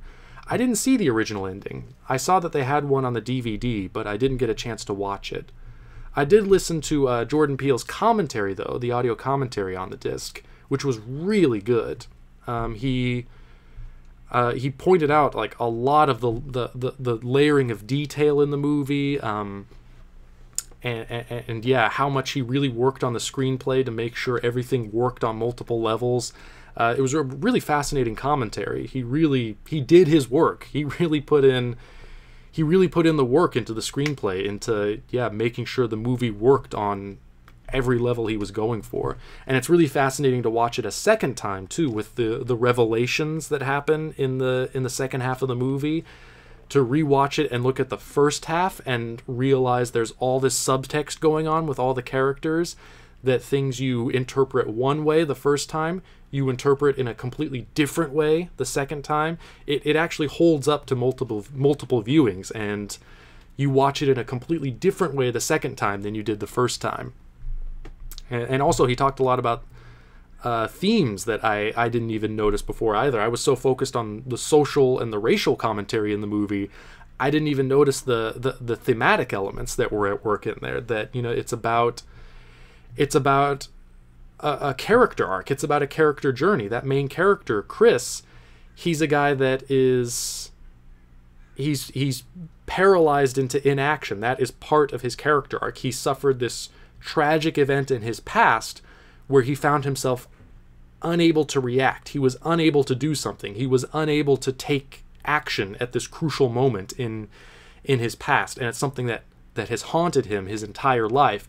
And basically the movie, in addition to everything else, it's also about that character journey, of that character going from being paralyzed with fear to being somebody who is able to overcome his fears and actually take action.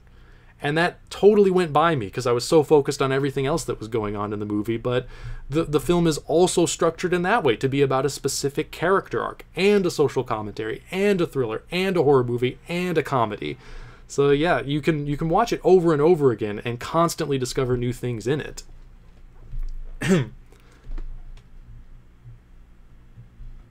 But yeah, I didn't get a chance to see the alternate ending. I might have to check that out.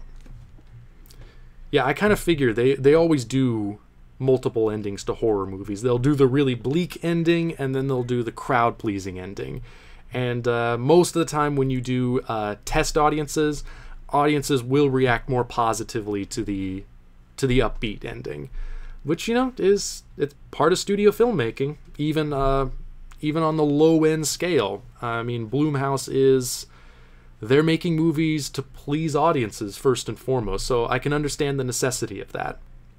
But despite the fact that Get Out is very much a movie made, you know, for the enjoyment of an audience, it's made primarily to be an entertaining movie. I don't think it compromises its ideas. So yeah, it could have been harder, it could have been edgier, but I think for what it was trying to do, it did a very good job at that.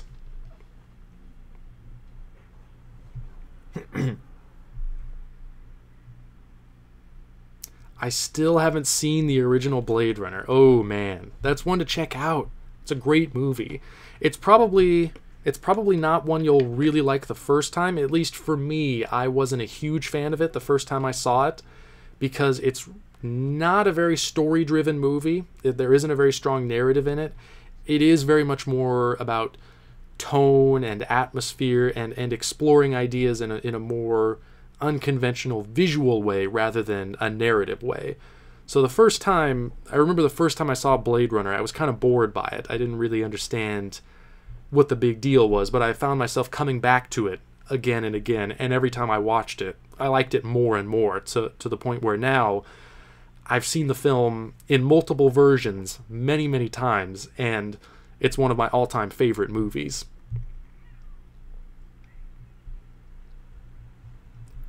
Oh, have you ever read Harmony Korine's novel, A Crack Up at the Race Riots? It's more of a collection of scenes, ideas, and jokes than a novel. Really different, but worth the read. I have read that. Where is my copy? I have it on one of these shelves somewhere. I think it's over there. There it is. Be right back.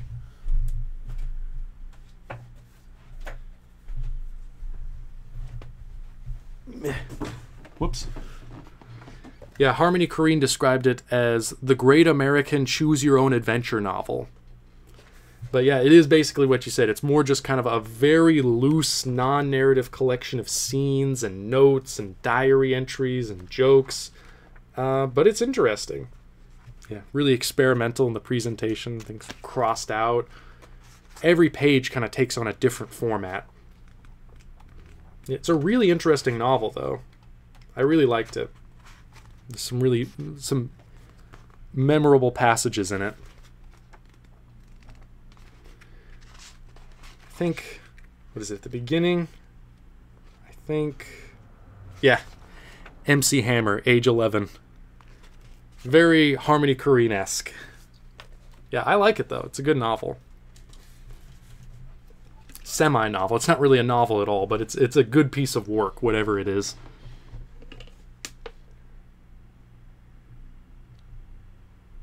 Oh, I really enjoyed your Ronnie Rocket videos. That's how I discovered your channel. Well, I'm glad.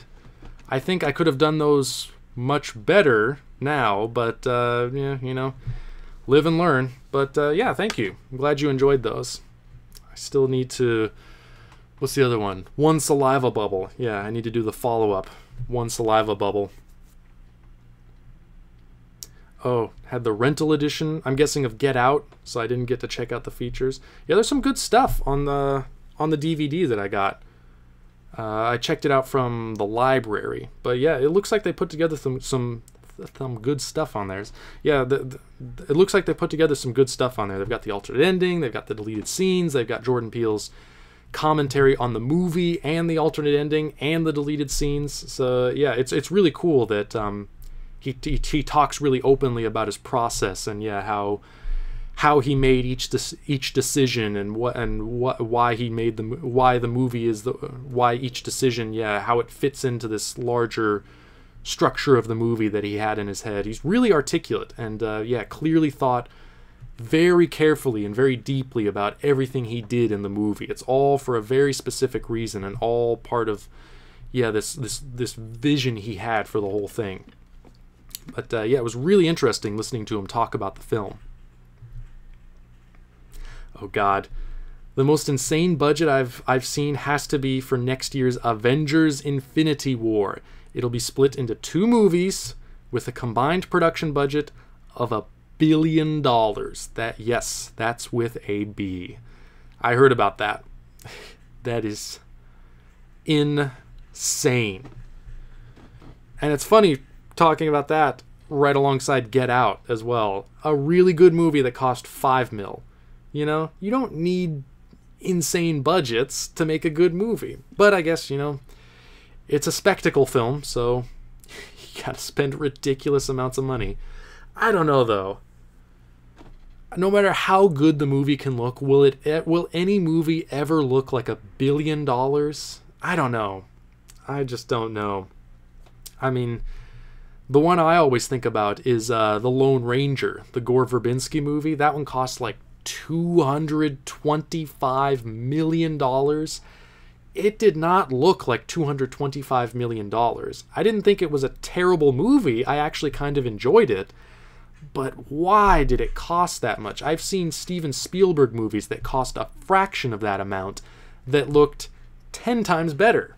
So I don't get it. I don't really get how budgets are done in Hollywood. But yeah, they're getting more and more expensive, which makes me think that, yeah, Hollywood's days are numbered. Because if you spend $1 billion on a single movie, you're kind of putting all your eggs in one basket. Like, what happens if one of those movies tanks? I don't think, at least currently, there's still enough interest in those movies that I don't think they will tank. But it does feel like people are starting to get fatigued. Just a little bit. And I think that fatigue is probably only going to increase with how saturated the market is with movies like that. So I think sooner or later, the popsicle tower is going to collapse. That's really the direction I see this heading in. Just the budgets are going to get bigger and bigger, and eventually the whole thing's going to tumble. Because if one of those movies fails, you're screwed. You've got too much invested in one single movie. I really hope Jordan Peele doesn't end up like other filmmakers that were hailed as visionaries too early. Zack Snyder, Eli Roth, Richard Kelly. Other than that, I'm excited for what's next. Yeah, you have to be careful. It's really easy to find your career just going in a direction you probably didn't intend from the beginning. That happens with a lot of filmmakers, you're right. They'll do really interesting stuff at the beginning of their career, and then they'll kind of just become an anonymous name, essentially. You know, really somebody that is just hired to fill a position, to do a job. Yeah, and they don't really bring any of their former personality to their work. It happens with a lot of filmmakers, unfortunately. I guess you really have to take a lot of control, a lot of agency over the direction your career is going to go. You've got to be brave enough and smart enough to know when to say no to something. And even though that may put your future in jeopardy, I guess you have to take that risk and say, I'm going to be very careful about the decisions I make. It seems like Jordan Peele is doing that, though. Like, he's in a comfortable enough position with the success of the sketch comedy show and the other stuff he's doing to where he can afford to say no to things that don't interest him. So I think that bodes well for his future as a filmmaker, that he'll probably only do stuff that he's really interested in. I'm hoping, at least. I believe Jordan Peele said the original plan was the first ending. Oh, okay, but recent events of police shootings made him give it more of a crowd pleaser. That definitely makes sense, because I don't want to spoil too much, but that is kind of a spoiler, actually, so I apologize to anybody who hasn't seen the movie. Minor spoiler there, but that is kind of the direction you expect the movie to take in those final few moments, and then it kind of surprises you. But yeah, that definitely makes sense. I can understand that. Hey, what does everybody think of Richard Kelly's Southland Tales? It has been a long time since I've seen that one. I remember kind of enjoying it. That was considered kind of a disaster when it originally came out. It was Richard Kelly's follow-up to his cult hit Donnie Darko, and it was this huge, ambitious, like 3-hour movie with dozens of interlocking stories, a massive ensemble cast. And I remember it premiered at Cannes, and it got booed, like half the people walked out. So it was considered like a travesty when it originally came out. I saw it a while back, a few years after it came out, and I remember thinking it was kind of interesting. I didn't think it was great, but I didn't think it was as bad as I'd heard it was. But it's been a long time since I've seen it. I'd kind of like to go back. It's been a long time since I've seen Donnie Darko. I want to go back to that one as well. But yeah, Richard Kelly is an interesting one. Definitely has his own way of doing things. At least with those first movies. I think recently, what has he done? He did that movie The Box, didn't he? With Cameron Diaz. Which was, you know, it wasn't a great movie, but it was sort of interesting. Southland Tales is basically 3 hours of Richard Kelly losing his fucking mind. Well, you know, that's interesting. That's more interesting to me to see than a filmmaker playing it safe. I would rather see a filmmaker losing their mind than playing it safe. So I think there's something to be said about that. Oh, and I think I heard about this. Jordan Peele wants to make a live-action version of Akira. I think I saw, or I heard an interview with him recently where he mentioned that briefly. He said it was something he considered for a very long time, and I think he worked on the development process a little bit, but ultimately he decided that he didn't want to tell other people's stories. He wants to tell his own stories, which I think is a smart decision, you know?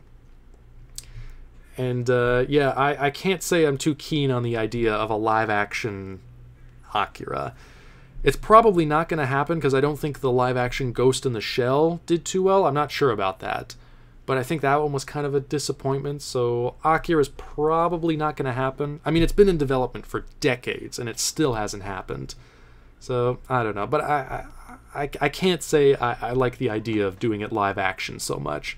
I think it worked perfectly well as an anime. Just leave it as an anime, you know? I think there's a lot of stuff in it that wouldn't really work in live action, especially the climax of the movie. I can't see that really making visual sense in live action. It works as an anime because it's all part of the same world. You know, everybody's a cartoon, everything's stylized, so you can have a crazy element like that and it doesn't seem too ridiculous. But you put something like that alongside live, real physical actors, it's gonna look really strange. At least in my mind it would. So I don't know. I don't think it would really work in live action. For the love of God, why can't they leave the classics alone? Well, you know, it's the trend now. Established intellectual properties, things with an audience that is pre-existing. That's really just about the only thing anyone is interested in anymore. It's like, oh, people recognize this, there's an audience already there, let's do it again. Let's try to cash in on that. Even though half the time it doesn't work, and those movies flop just as often as any other movies, I mean, still, Hollywood wants to pretend like, and it makes sense because they're gambling with huge amounts of money. They want to pretend like there isn't a gamble. They want to pretend like there's some kind of surefire formula out there for success, and there really isn't. I mean, those formulas get disproven time and time again, but I guess when you're dealing like with Avengers Infinity War, when you're putting $1 billion into a movie, you want to pretend like you're not gambling $1 billion. You want to pretend like you're investing in a surefire hit. So you grasp onto whatever you can to convince yourself like, no, this is going to make money because we're doing it in this way, and that thing made money previously, so this will obviously make money. It's just, I think it's all based in fear and anxiety, which when you're dealing with like budgets and money and stuff on that level, I mean, who wouldn't be driven crazy with anxiety? So you really have to grasp onto whatever you can. And unfortunately, a lot of those things are kind of prejudices. You know, like, oh no, we don't invest in female-driven action movies. We don't invest in films by black filmmakers because they don't make money. Honestly, I think if you really were to look at it, I don't know that a lot of people in Hollywood genuinely believe those things. But there's so much fear and anxiety that they have to believe them because they go crazy realizing that they're just gambling with these huge, massive amounts of money, and there's no guarantee that anything is going to make money. But hopefully at least the trends are shifting. That's my hope.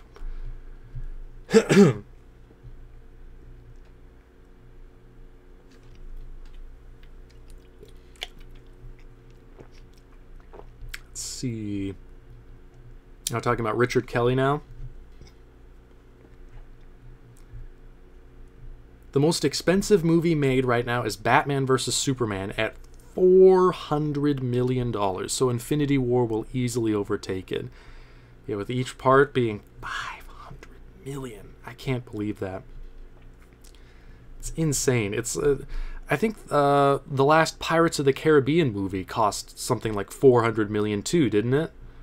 I remember reading something like that, which those movies are so bad. It's insane to me that that amount of money is being wasted on stuff like that.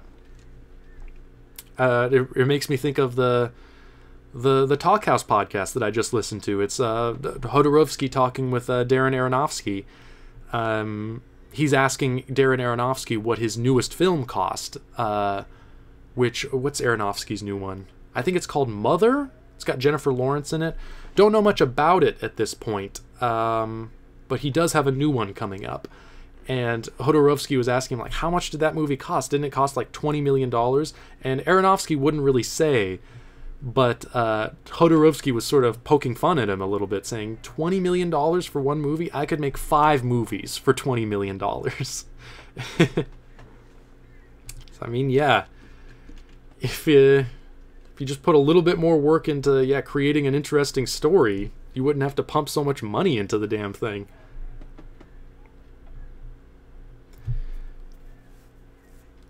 I think that is, it was interesting listening to Jodorowsky talk on that podcast, too, though, because apparently his plan is to make 5 more movies. He's 88 now. He plans on living for 12 more years. And in that time, he hopes to make 5 more movies. Hope he does it.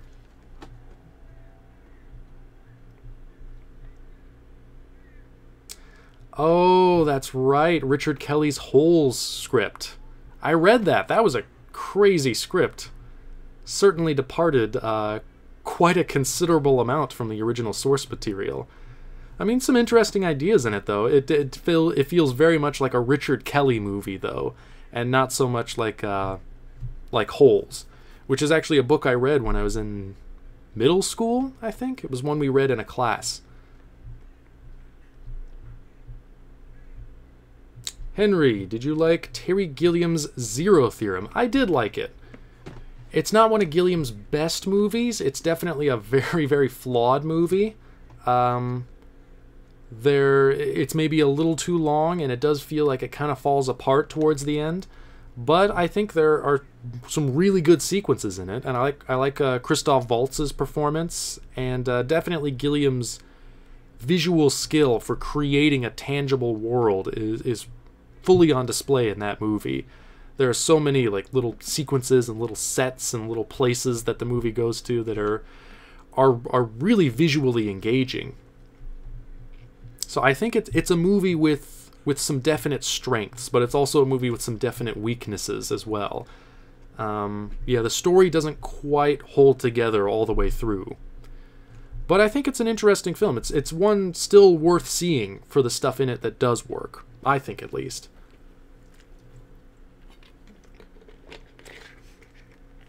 But Gilliam's one of my favorite filmmakers, so I mean, I think all of his movies are worth seeing for one reason or another.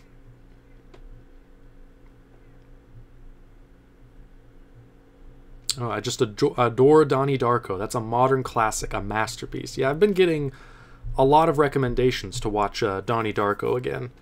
And Felix, too. That's one of his favorite movies. He's always telling me to rewatch that one. I watched it a long time ago when Felix lent me the DVD back when we were in high school.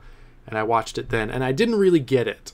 I didn't really care for it so much. But I haven't seen it since then. So more than a decade ago now, I think. About a decade ago. I need to watch it again. I think, now that my taste is more refined now, I might enjoy it a lot more watching it today. When are you going to do an Enter the Void review? I don't know. I'm not really focusing so much on reviews anymore. I don't know if I will do an Enter the Void review. Maybe. I don't know. But, things have really slowed down, like on video production for the channel. I'm kind of focused on other things now, so I'm not really putting a lot of work into making new videos. But I am still working on unmade masterpieces. That's really kind of the only video work I'm still focused on. And even then, I'm not like really intensely focused on it as like I used to be, where I was really trying to get a certain amount of work done every week. Now it's kind of like, if I get a chance, and I'm not like reading a book or working on a screenplay or doing research or something, then I'll put a little bit more work into the next unmade masterpieces, which is still Jodorowsky's Dune.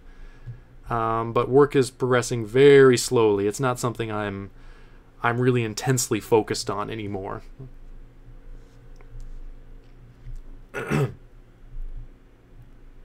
At this point, I would not be surprised if The Graduate was remade. That's the crazy thing. You look at Robert Altman's The Player, which was made in 1991, I believe.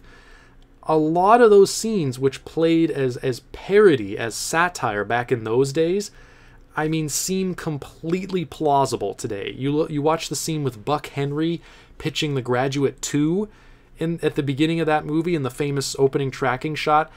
I mean, you could easily see somebody pitching that, not only pitching it, but actually making it today. The Graduate 2, okay, they're all older. Mrs. Robinson is living with what's Dustin Hoffman's character's name? But she's living with them. It's kind of like this. Back in 1991, that sounded like an impossibly crazy bad idea. Today, I think Hollywood is just crazy enough to possibly finance that movie, or they would do a reboot or a soft reboot, something like that.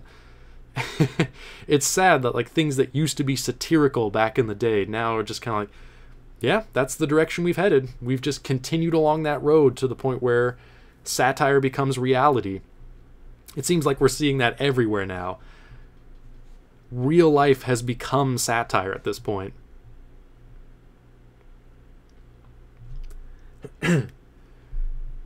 Ghost in the Shell is not just my favorite anime, but my favorite film. Man, that has endured. And the cash grab remake won't be remembered 2 weeks from now.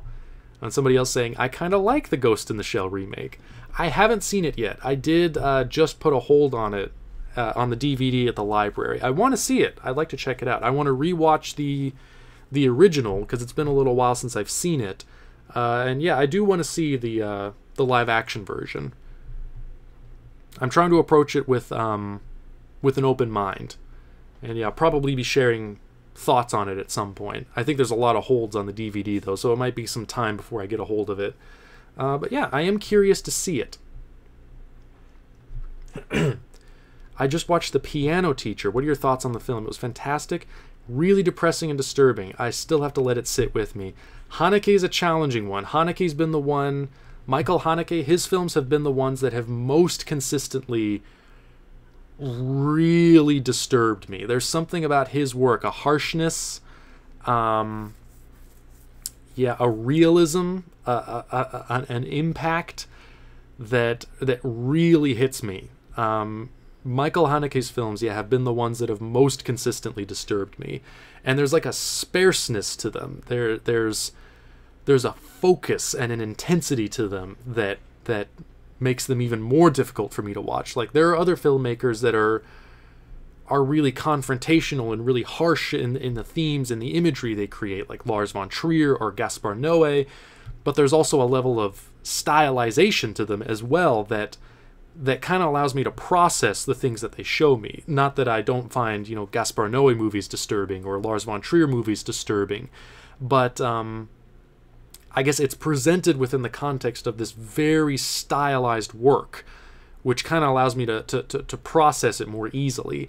Whereas with Michael Haneke, I mean, like, he strips everything down. His movies, he just kind of sets his camera, observes. They're very quiet, they're very contemplative, and he just kind of lets whatever horrible cruelty he's portraying, he just lets it play in the most brutal, sparse way possible. And that makes it really hard for me to take in and to process, I've seen Funny Games twice, but that's a movie that, like, both times I watched it, I kind of just had to leave the room at several points and just let it play and just kind of let myself, like, let my anxieties calm down and then walk back into the room and continue watching it. And then at a certain point, I couldn't handle it anymore. I had to leave again. A couple of his movies I haven't even been able to finish, like Amour. I couldn't even finish that one. Piano Teacher actually was another one. That was one I started. I couldn't quite finish it. I do want to finish it. I'd like to go back and give it a second chance.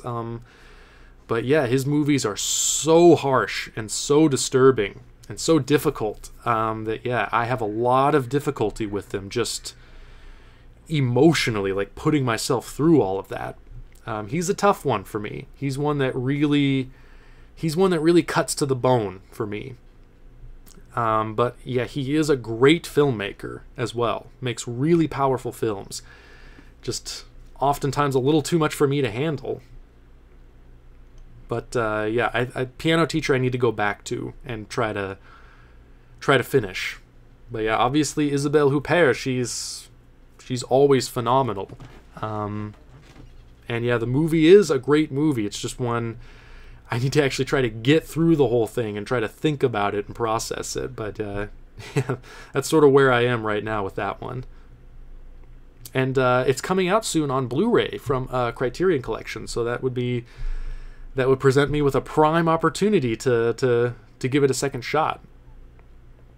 Are you doing Napoleon by Kubrick? I would like to.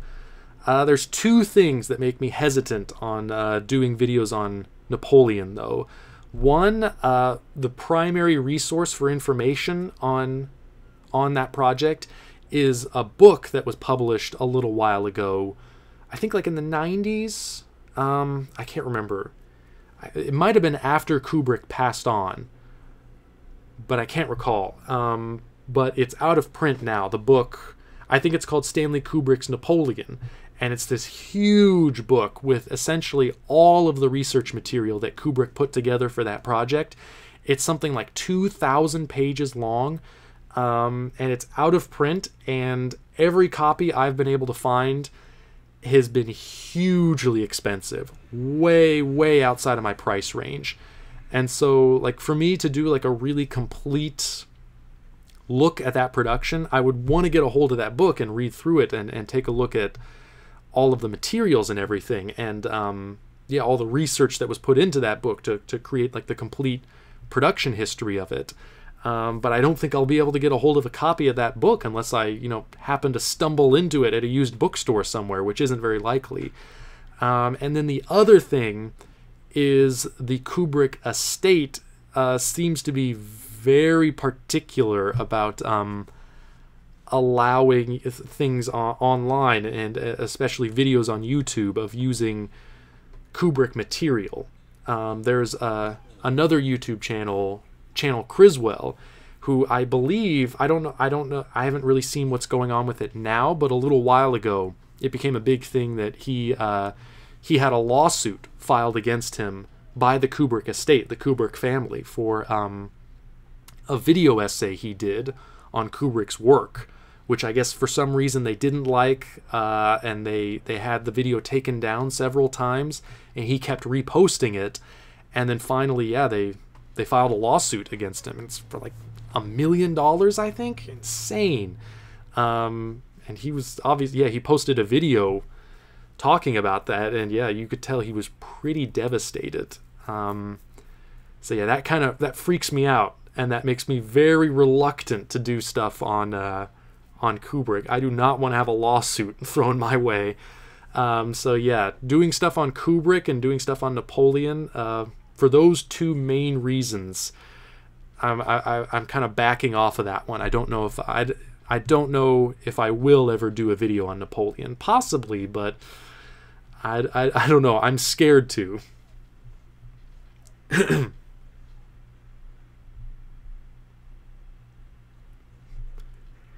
Oh yeah, Dusty Gonzalez. If there's anyone who needs a $400 bajillion budget instead of hacks like Zack Snyder and Michael Bay, I wouldn't put Zack Snyder in the same category as Michael Bay, but anyway, it's Shane the Main Man Carruth. I would certainly agree with you there. I don't know if he needs a $400 bajillion budget, but I would certainly, if he could get any money to just make any movie, I think that would be a wonderful thing. I mean, God, you could take some of the money from Avengers Infinity War and toss it his way. I mean, why not? You could hide the production of another movie in one of those larger productions. I mean, with all the other stuff they hide in those budgets, I mean, why not try to actually get a decent movie made on top of that? Gore Verbinski, he did A Cure for Wellness, right? Yes, he did, which I haven't seen yet. It looks kind of interesting. Gore Verbinski, I'm kind of back and forth on. I think he's a very talented filmmaker, just unfortunately, he gets stuck with a lot of crappy screenplays. He's done some really shit movies. But when he gets his hands on a good script, he does make really good movies, like The Weatherman or Rango or stuff like that. So he's good. He's really talented. Just unfortunately, yeah, he gets stuck with a lot of bad scripts. Or he gets stuck in, you know, kind of an overinflated franchise like Pirates of the Caribbean, which the first Pirates of the Caribbean is still a good movie. It's just after that, it really got out of hand. There really didn't need to be more than one. Oh, I didn't know this. There was a sequel to the book The Graduate was based on. It went over as well as a fart in church. I did not know about that. I wonder when it was published. If it was published like 20 years after the original, then yeah, that sounds like a bad idea. But I don't know. I mean, I think doing sequels in books is a different thing from doing sequels in movies. Because in books, you're still just talking about one single author. And in movies, things can very quickly get out of hand with just too many cooks in the kitchen, you know?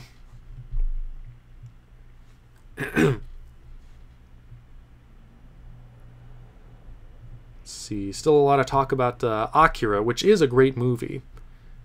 Another one, it's been a little while since I've seen it. I'd like to go back and rewatch it again. Yeah, but I've seen that one many times. Yeah, it's a great film.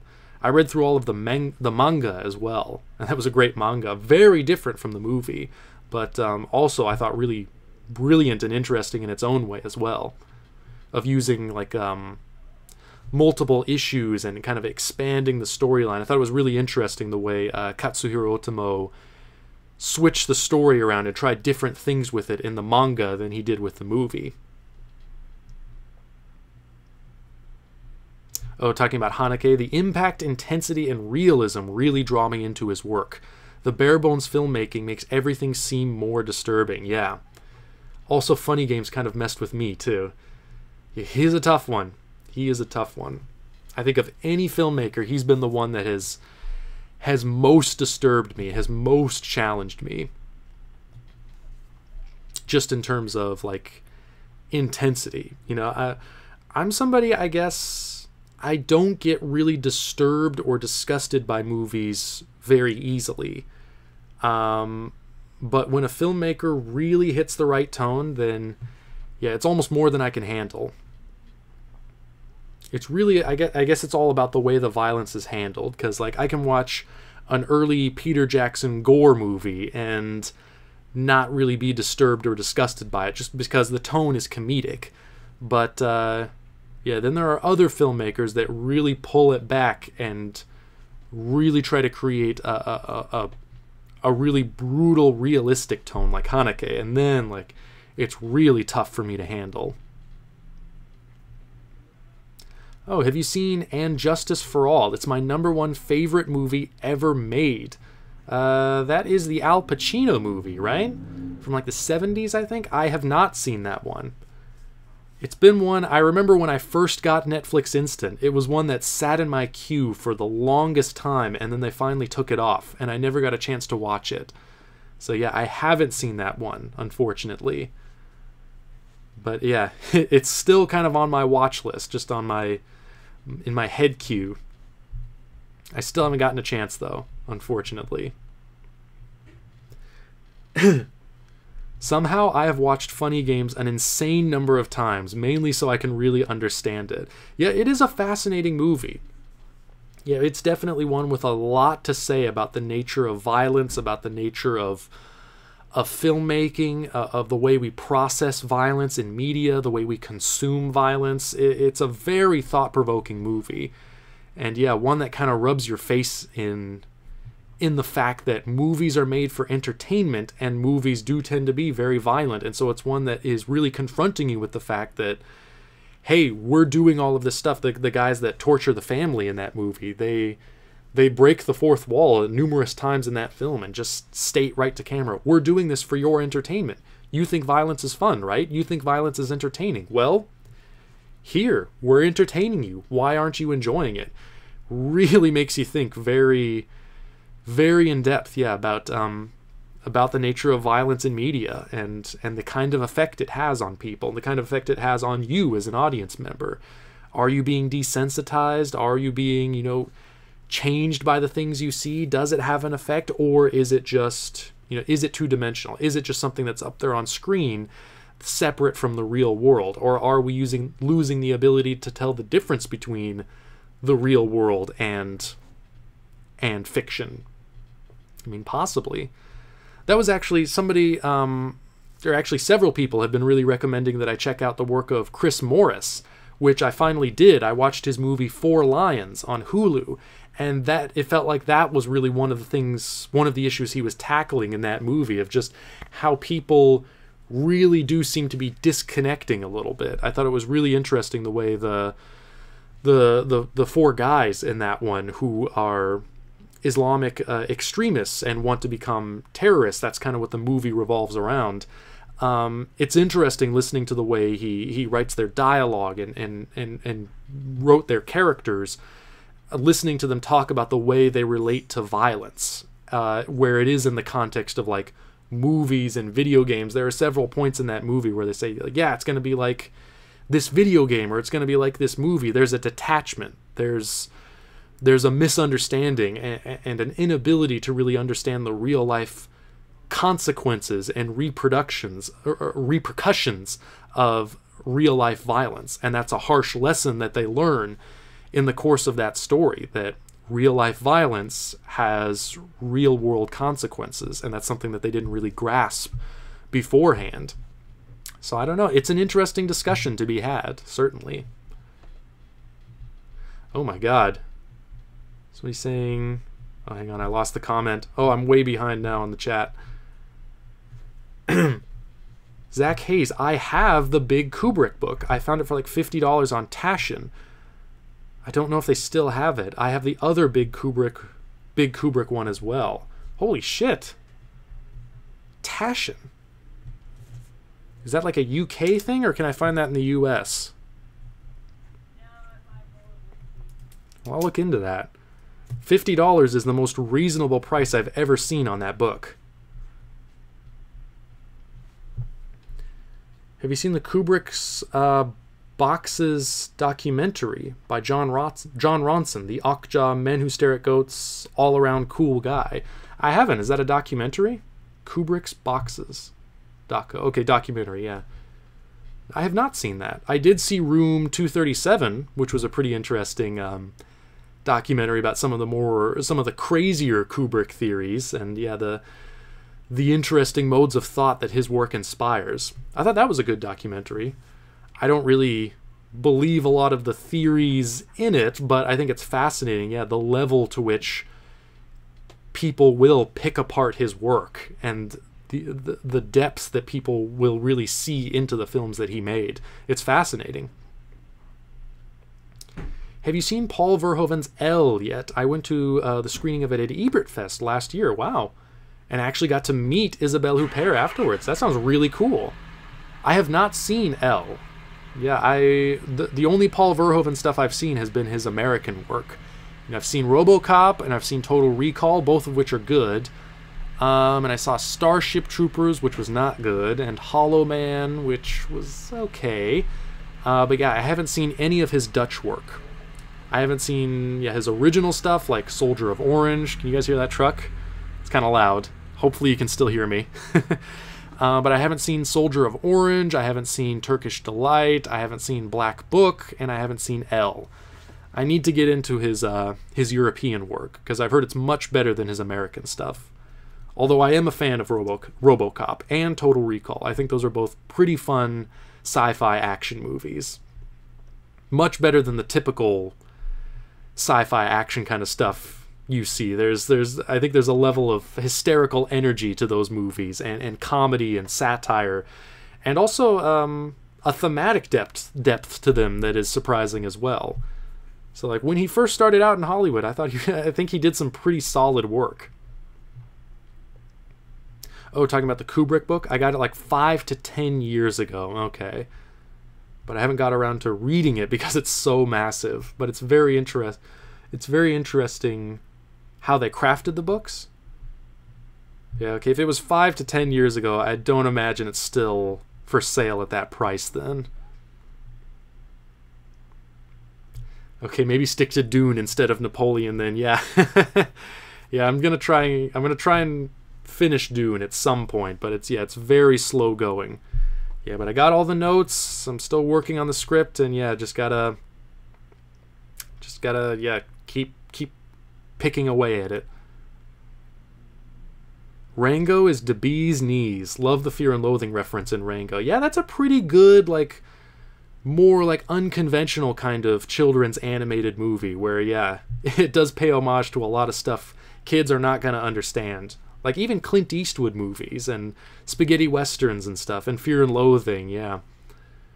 It's one of those movies that I think has just as much that's going to appeal to adults as it does to kids. You know, it's got talking animals and big action sequences, so the kids will get into it for that reason, and then the adults, yeah, will also appreciate the level of subversiveness that's going on in it as well.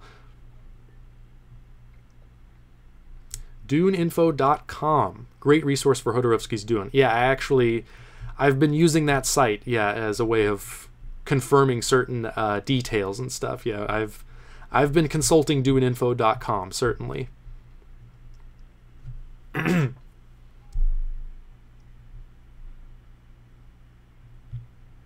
Oh, somebody... Volstix? Oh, I recommended Verhoeven's Black Book to Henry. Okay, I really like that film. Haven't seen it yet. But you know what? That one is available at my local library. I'll have to put a hold on the DVD. All right, so I'll make sure I watch that one. They already made a remade Akira in live action. It's called Chronicle. That's the one. That's like the found footage superhero movie, right? I think Max Landis wrote that one. Get back to Max Landis. I haven't really seen any of his movies yet, but I've been wanting to check some of his stuff out. His directorial debut, Me, Him, Her, is streaming on Netflix right now. It's on my queue. I've been meaning to watch it. A live-action Akira is one of those things that just seems destined to go horribly, unless someone like James Cameron were to do it, but we all know that's out of the question. If they got the right director, I think it could be good, but you would have to find the right director. But yeah, it's been one that a ton of different filmmakers have had a hand in developing at one point or another, and yeah, none of them ever get very far. I don't think it's too likely to happen. Have you heard the Criterion RoboCop audio commentary? Verhoeven says that the toned-down violence makes a stronger impact compared to the unrated version. I've heard about that. I've never listened to the commentary, no. But I have heard that, yeah, the original unrated version of RoboCop really, it exaggerates the blood and the gore and everything and makes it more kind of a comic book where you're not really affected by the violence so much because it's so detached from reality. But yeah, I have heard that the R-rated cut, which tones down the violence, is a bit more disturbing because it seems more believable. But I think I've only ever seen the unrated cut. Didn't Chris Nolan want to do a live-action Akira at one point? Possibly. I'm not sure. I don't know. I don't know if I've ever heard about that. Possibly. I mean, it seems likely.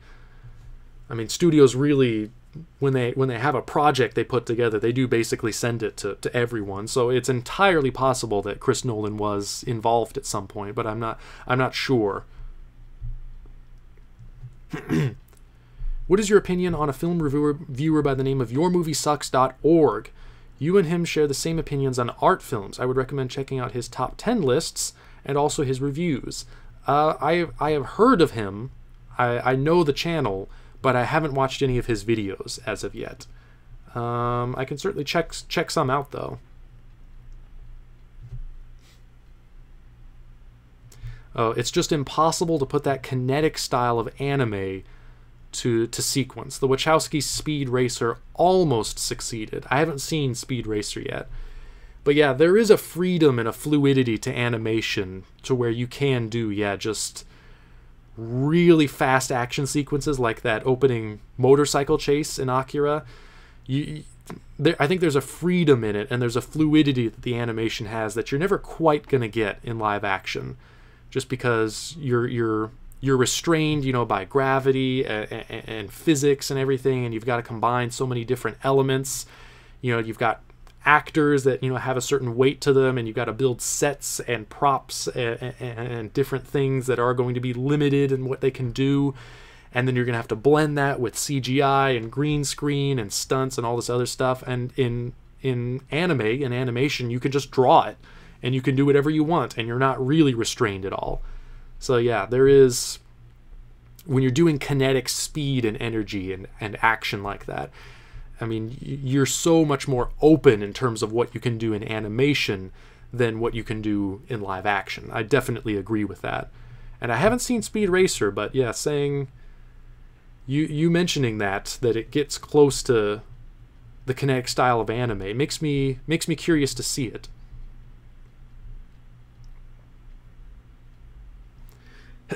Henry, you should really watch Chris Morris's comedy shows, The Day to Day, Brass Eye, and Jam. They're definitely on my list. I haven't forgotten. Yeah, I think you were the one that mentioned those last week as well. But yeah, I am definitely going to try and check those out. But I did watch Four Lions, and I liked it. Yeah, definitely. It was made in 2010, I think, Four Lions, which I think was before a lot of the more recent bombings and acts of violence that have happened lately. So yeah, I don't think you could make that movie today in the wake of everything that's happened recently. It kind of came just at the right time before the violence started escalating. And so yeah, definitely Four Lions. It's a very dark comedy. I think it's meant to be dark. I think it's meant to be very challenging and meant to make you question, ooh, is this funny? Should I be laughing at this? I don't know. I think it is meant to skirt that line, but watching it today in 2017 is definitely a very different experience than I'm sure it would have been watching it in 2010. So yeah, you are watching it today really wondering, like, oh, should I be laughing at that? It's written in a very clever, witty way, and it's delivered, you know, in a way that makes it work as comedy, so you kind of laugh reflexively that it's done really well. But then yeah, also just what it's saying and what it's exploring, it really makes you wonder, ooh, should I be laughing at that? I don't know.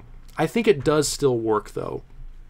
I think Chris Morris found a way of making it work, in that in Four Lions, the butt of the joke is always the terrorists, and the thing being criticized is always the mentality of a person who wants to be a terrorist. That's the target of the satire. Though that mentality is the butt of the joke. A joke is never made at the expense, you know, of a victim of violence, and I think that's crucial. He never tries to make a joke where the punchline is an act of violence. You know, he's acknowledging, I think, that those violent acts are horrible and destructive and stupid, and he's directing the satire in the other direction, so that the people who commit those acts of violence, they're being sent up, they're being criticized, they're being made the butt of the joke, which I think, for me at least, I could see some people, yeah, really not thinking this movie is funny, but for me at least, it allowed the movie to work because the victims of violence were never being made the butt of the joke, which I think allows it to work as a satire and not just an exercise in poor taste. That's the way I felt about it, at least. But it seems, yeah, there are people that definitely did not like the movie and did not think it was funny at all, which I certainly understand.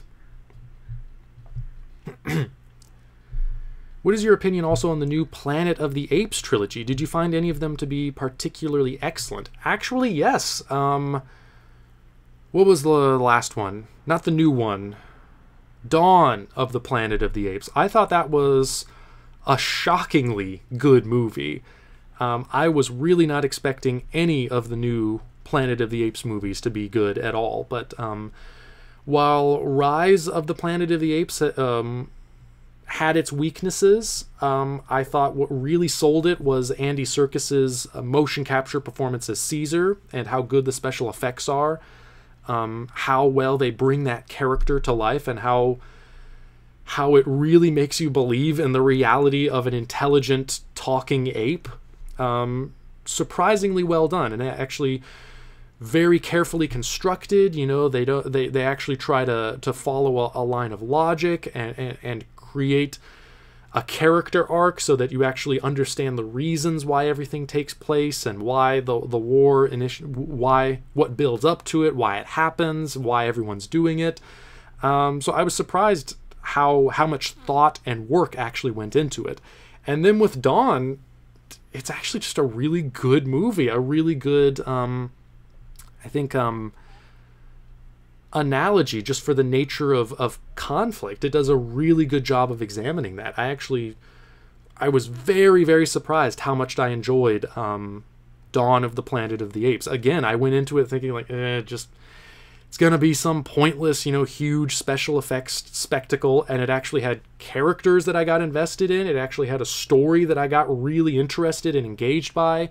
It developed everyone's motivations in a very clear, understandable way. You can follow, where the tragedy of the piece, how the people and the apes are trying to make peace, trying to find a common ground, trying to learn how to trust each other, but because of prejudices and preconceived notions and all of these things that continue contributing to just this everlasting conflict that humanity finds itself in, all of those things come into play to defeat the chance at peace and just continue war and distrust and conflict and anger and resentment. I actually found them to be really excellent, intelligent metaphors and commentaries. I'm surprised how good those movies are. And I've heard the same things about War of the Planet of the Apes, which, again, I saw the trailer and I think that it's just going to be some pointless special effects spectacle. And yeah, the reviews are coming in and they're all really positive. And again, saying these movies are incredibly intelligent and incredibly well thought out. So yeah, those movies have no right to be as good as they are. I always want to dismiss, remakes and reboots and everything, but when one of them is actually done really well, it always takes me by surprise. And the Planet of the Apes remakes are definitely an example of doing a remake really, really well.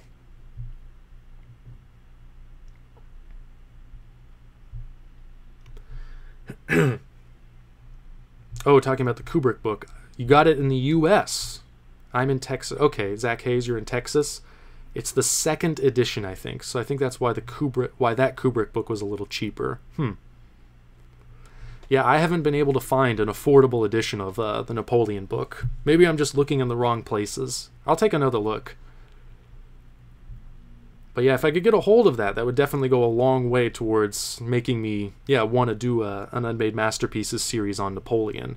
It'd be difficult, though, because there's so much to go into. Like everything Kubrick did, he did an insane amount of research and preparation. It was a movie that, even though it wasn't made, about as much work went into it as a movie that did get made.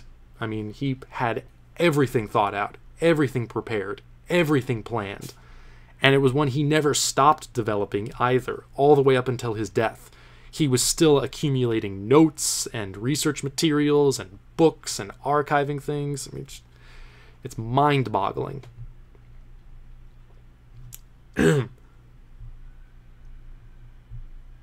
Oh, people talking about Chris Morris stuff, Jam. Yeah, I will definitely check out some of his television work. Because I did like Four Lions. Really, the only thing I would criticize about Four Lions, I thought he found a way of making the story and the very dark comedy work in the context of that film. Obviously, he's examining a lot of subjects that are not funny, but he's finding a way of examining them and criticizing them that I felt did work as comedy. It was a very tricky balancing act I thought he pulled off in that movie.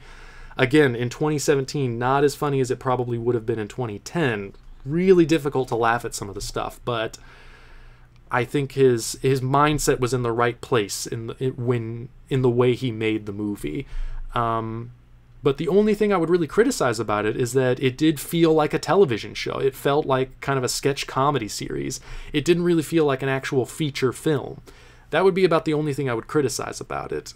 It kind of felt like it would work better just as a continuing, like, 20-minute comedy sketch series. It had that kind of feeling to it, to me. So, yeah, it makes me interested to watch his television work. I feel like that style of writing that I was getting, that I was seeing from Four Lions, that it would work better in a television format. So I will definitely try to check out some of his television work. I'll probably have to try and find it on YouTube, because I don't think it's available on any streaming platforms that I have. I'll double check just to make sure, but I think I'm probably going to have to try to find it on YouTube somewhere, probably. Let's see, where am I in the chat? Way behind.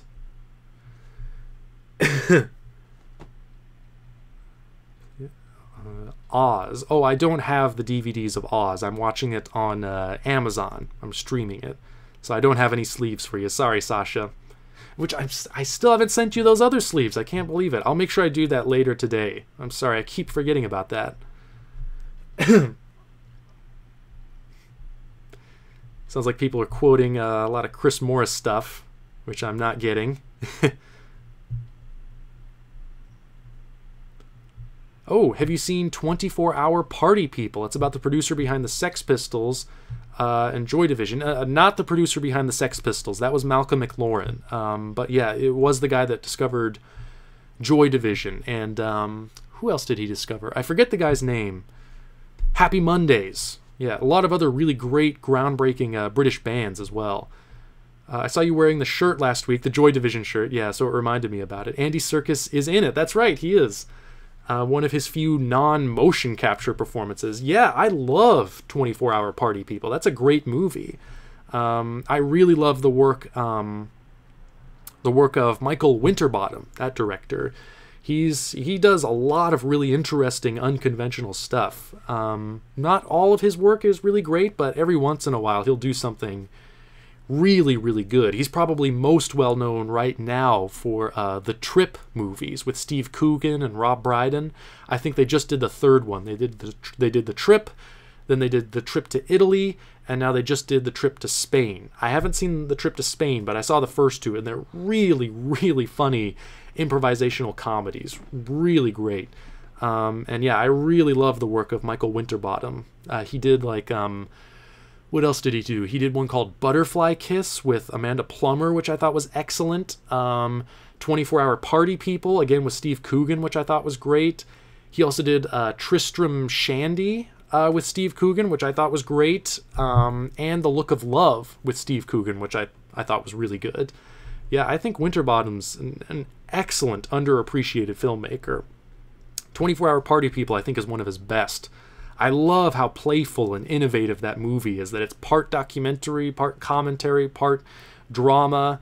Yeah, I really like the running commentary that Coogan's character has throughout it, where he'll break the fourth wall and kind of look right at the camera and inform the audience of what's going on and who each person is and what place they have in British music history. He'll make references to like deleted scenes, saying like you would have seen more of that guy, but his scenes got cut, and you'll see like brief glimpses of deleted scenes. I love how meta and self-referential it is. It's a really cool movie, really fun one, and about a really fascinating period in music history. Yeah, I love that movie. Let's see. Oh, Omid. Oh god, I'm gonna mess up this name. Omid Jalili's The Infidel is another comedy that is very difficult to laugh at in the current climate. Yeah, it's sad. Yeah, how much the violence has escalated. Yeah, it's getting harder and harder to laugh, unfortunately. But I think laughter is therapeutic. It really is therapeutic, and the fact that people are finding it more and more difficult to laugh, I think, is probably, I don't think it's the primary reason, but I think it's a contributing factor to how much tensions are rising now. Just the fact that we're finding it so difficult to laugh at things now. It's a way of relieving stress and tension, and yeah, it's a kind of therapy. So I think if we lose our ability to laugh, we really lose our ability to stay sane. So yeah, it's kind of scary. It really is. Dusty says, am I the only one that thinks Sony Pictures is intentionally making flops and betting against them in some sort of producers-esque get-rich-quick scheme? You know, it's entirely possible. I have heard that some studios do kind of shady practices like that, so it's possible. I don't know though. But yeah, even hit movies get written off as failures oftentimes. There was that big controversy when Warner Brothers Pictures got in trouble, and I think had a lawsuit that they had to deal with because of taxes that they weren't paying, because they were using what is called creative accounting to make really huge successful movies look like flops on paper. The last Harry Potter movie, apparently, which made a huge amount of money, they used creative accounting to, on paper, make it seem like that movie lost like $100 million, which of course it did not. But yeah, in order to get certain tax breaks, you have to lose money. So yeah, there's some questionable things going on in Hollywood sometimes, but I don't know how much of that goes into the movies they make. But it might be shocking to find out just how much it does. I imagine there probably are some movies made just specifically to lose money to get certain tax breaks. That's what Gods of Egypt felt like. I've heard some people say that's exactly what it was. Nobody cared how bad it was. They were just making it for the tax write-offs, which makes sense. That's the only context that I can think of in which a movie as bad as Gods of Egypt getting released as a finished product into theaters, that's the only situation that I think where that would make sense. Because otherwise, it's just, there would have to be, I don't know, some explanation that has to do with drugs or demonic possession or something. I can't think of any other reason why a movie like Gods of Egypt would actually get put into theaters. There had to have been some kind of like shady business practice behind it. Nothing else makes sense.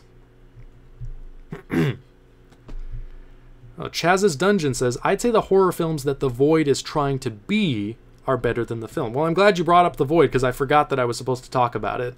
But yeah, I should get that one out of the way. Let me just take a last look at the chat, see what else I'm behind on. Whoa, how far behind am I? Oh my god. I'm way behind. Okay, wait a minute. Did anyone see It Comes at Night? I personally think It Comes at Night is the best horror film that was released this year. I have not seen that one yet. But we've been seeing a lot of great horror films come out the last couple years. I mean, like The Witch, Get Out, which I just already talked about. Yeah, It Follows, The Babadook. It's a pretty good time for horror movies right now. And yeah, I've heard a lot of good things about It Comes at Night. I want to see that one. Is Chewbacca a bear? Yeah. Not something you should laugh at, but he finds a way to make that work as comedy, and then you laugh, and then you think, should I be laughing at that? Ugh, I don't know. Oh yeah, Barry Lyndon is coming to Criterion in 3 months. I bought the Bare Bones Warner Brothers Blu-ray. I bought that one as well. Time to upgrade again. Criterion will have the correct aspect ratio too. Yeah. Yeah, that Warner Brothers Blu-ray has nothing on it, so I'm glad that Criterion actually put together like a legitimate edition for Barry Lyndon, because that is a fascinating one with a lot of history and innovation that you can go into and examine, and there's nothing on the Warner Brothers Blu-ray, so I'm glad Criterion is remedying that. I second 24 Hour Party People. It paints a great picture of the Manchester music scene at that time. Yes, absolutely. Probably Steve Coogan's best role, in my opinion. Yeah, I love Steve Coogan. Yeah, he's really funny, but he can also actually give like a legitimately great performance as well. He's kind of always playing Steve Coogan, but his best performances are basically when he's playing characters that are Steve Coogan, which it kind of... I don't know if that's what that guy in 24 Hour Party People, I don't know if that's what he was actually like, but it makes sense that Steve Coogan is playing him, because it kind of takes that sort of brashness, you know, to do what he did, to just say like, I'm not going to do any contracts, I'm not going to pay anybody, I'm just going to release music. You kind of believe that the way Stephen Coogan plays that's kind of exactly how the attitude that guy needed to have in order to do what he did. So it's great casting. Do you think Requiem for a Dream should get a release? Maybe. Requiem for a Dream already has a pretty great Blu-ray release, but I guess if anything, I don't know, maybe just putting it out through Criterion would get it more exposure or more prestige. Although I don't know, Requiem for a Dream is already a pretty respected movie. I don't know. I mean, maybe just for the hell of it, just to have it in the collection. It kind of felt like that's what they did with Twin Peaks Fire Walk with Me. You know, they didn't. It's basically the same edition that is already out on Blu-ray, just being released through Criterion now. So I don't know. Maybe not. I'm not sure. Oh, the guy who plays Ian Curtis is terrible, though. Yeah, Volstix. I kind of agree with you there. The what's his name? Sam Riley. Yeah, he was a much better Ian Curtis in, what's that movie called? Control, which was a biographical film about Ian Curtis and Joy Division. That's a much better portrait of Ian Curtis and Joy Division. 24-Hour Party People, he's just kind of like one element that is in there. But yeah, if you want something more specifically focused on Ian Curtis and a biographical portrait of him and his music, then you should definitely check out Control with Sam Riley.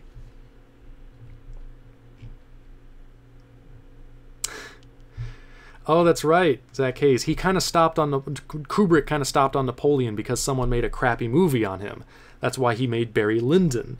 And he wanted to make a Holocaust film, but then Schindler's List came out. Yeah, I heard something about that. I know that's why he didn't make The Aryan Papers, which was going to be his Holocaust movie. But then Schindler's List came out, yeah, and he didn't really see the point of doing it after that. But I didn't know about the Napoleon one. I thought Barry Lyndon was made kind of as a preparation for Napoleon. But then again, I have a copy of the script of Napoleon, which I think was from 1968, when he was going to do it as a follow-up to 2001: A Space Odyssey. And it has like his notes and everything on it of saying how he's going to do the movie, and he's basically describing Barry Lyndon in those notes. So I don't know if he did Barry Lyndon as a test or as an alternative to somebody else doing a Napoleon movie. I'd kind of need to do more research on that, but that was something that Kubrick did do a lot. He'd plan and develop a movie, and it would take him so long that somebody else would end up doing a version of that movie, and then he would abandon it. So yeah, that makes sense to me. Yes, and there is a third Trip movie, Trip to Spain. And I think A Cock and Bull Story is excellent. Yeah, Tristram Shandy, that is a very, very funny movie. Yeah, I like that one. Underseen one as well. I think it's just as funny as the Trip movies. So anybody who enjoys The Trip or that series would definitely enjoy Tristram Shandy as well. A Cock and Bull Story is the subtitle. Oh yeah, The Trip was shown as a series in the UK. Yeah, they cut it down. That's right. I've never seen the original series. I've only seen the film versions. Have you seen the TV show Human Remains with Julia Davies and Rob Brydon? I have not seen it. I haven't even heard of it, but I'll write it down. Look into it. I do need to talk about The Void, though. I'm supposed to. And I'm just getting hungry, and my throat is starting to bug me. So, and I'm coming up on 3 hours. I really should do that. I'm so far behind on the chat, though. Okay, I'm just going to go through real quick. Let's see what we got here.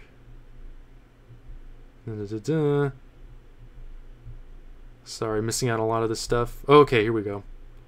If any Aronofsky film should be put on Criterion, it's The Fountain. I definitely agree with you on that one. Yes, The Fountain got a really bad DVD and Blu-ray release.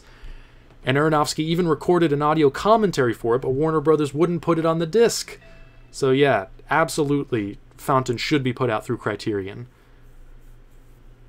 If they could do like a box set or something of his, because Pi has never come out on Blu-ray, and even though it was shot on like 16mm, it's not going to look that good, but still, put it out on Blu-ray, why not? Yeah, I would say just put out like an Aronofsky collection. Do Pi, do Requiem for a Dream, and do The Fountain. Put them all out at once, why not?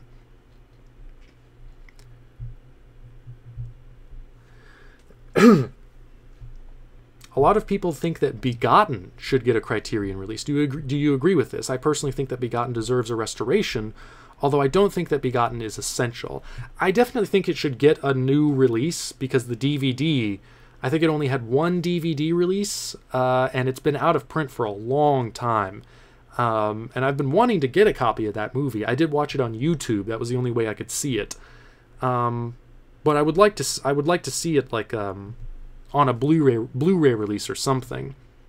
Because yeah, the DVD is out of print and very expensive. So it's kind of a difficult one to see for that reason. So I think if any reason, Criterion should put out, or anybody could put out a Blu-ray release of that one, just to allow more people to see it. Because I think it is an interesting one. Is Begotten actually worth watching? I think it is. Yeah, I think it is. It's, you're right, I don't think it's a great movie. I agree with Chaz's Dungeon on that. I don't think it's a great film. But, it is an interesting one. Yeah, there are certain images in it and a certain design to it that is very striking and very memorable and very creepy and haunting. It doesn't quite all come together, you know, into a great experience, but there's stuff in it that is, yeah, very, very disturbing and very effective. Sorry for spamming your chat with Chris Morris stuff. No, that's okay. I don't mind. I'm not in on the joke, unfortunately, but yeah, I don't mind spamming the chat. That's okay. Oh, Chaz's Dungeon says, if you want to watch more experimental visual tales, then sure, talking about Begotten. Although I can't promise that you'll love Begotten. Yeah, the film is highly admired in the art house community. However, the film is a little bit tedious. Yeah, I think I agree with that. But yeah, I would like to see it just get back in print, just so people can watch it now. And I think Criterion would be a good platform for that. I think Elias Merhige is another underrated filmmaker. He did another film, his second film, Shadow of the Vampire. That needs to get back in print as well. That needs a Blu-ray release. That's an excellent movie. But yeah, again, do a box set. Do an Elias Merhige box set. Begotten and Shadow of the Vampire. Those are really underseen movies. Oh, Jack, you have Pi on Blu-ray? I didn't know there was a Blu-ray. I thought it was just the DVD. Oh, and what's wrong with the Fountain release? Like I said, yeah, they didn't include the audio commentary. Darren Aronofsky really wanted to do an audio commentary, but Warner Brothers wouldn't spend the time or the money putting it on the disc. So yeah, I think that's really something missing from it then. So yeah, I think somebody needs to put out a new release of that. Definitely Criterion would be ideal. I think the best part of the film is the soundtrack. Talking about Begotten, yeah, I do remember of that. Trying to remember, it had like this weird kind of like distant quality and like these other sounds that would come in. I'm trying to remember now. It's been a while since I've seen it. I kind of want to rewatch it.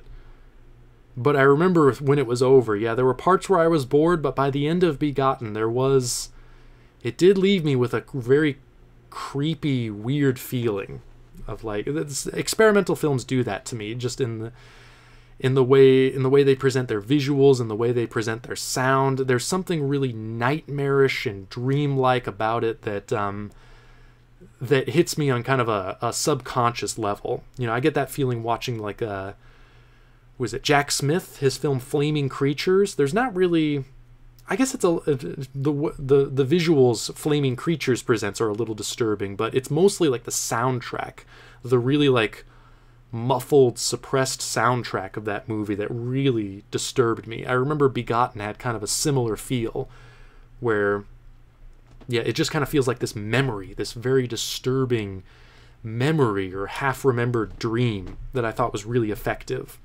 So I think it's worth seeing. Again, yeah, not a perfect movie, not a great movie, but I think there is something dreamily effective about it. Oh yeah, I agree, the film should be back in print, yeah.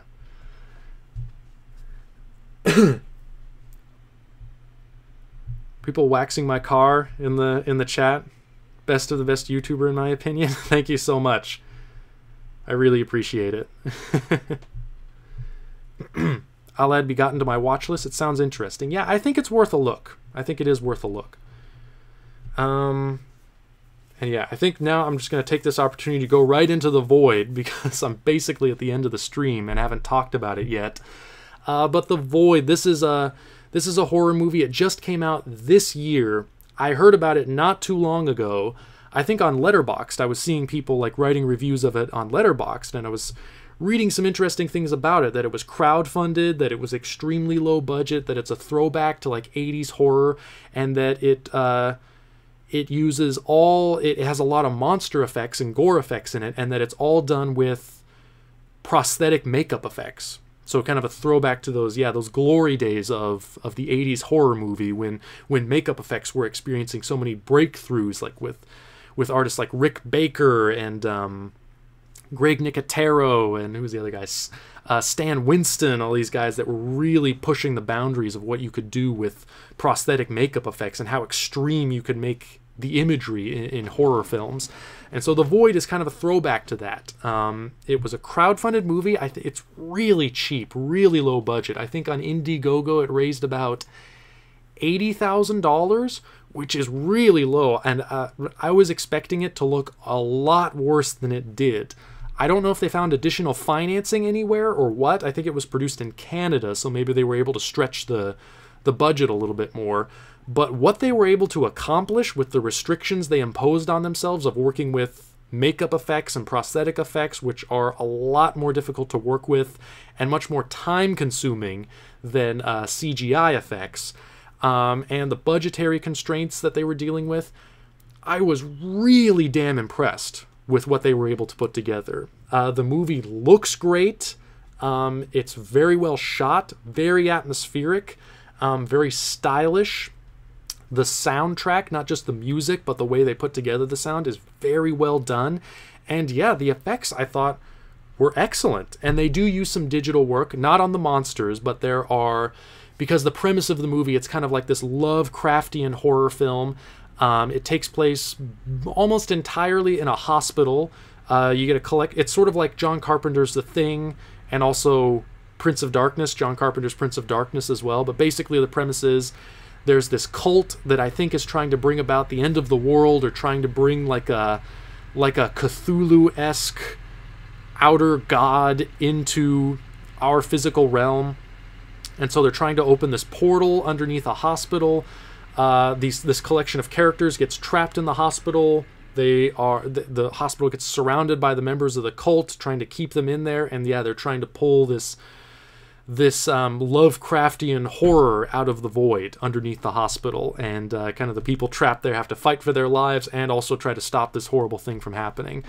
So in the way it shows like the other worlds and kind of like these hallucinations and glimpses that characters get of these other planes of reality, those are clearly done like with digital effects and with green screen and stuff like that, but very well done.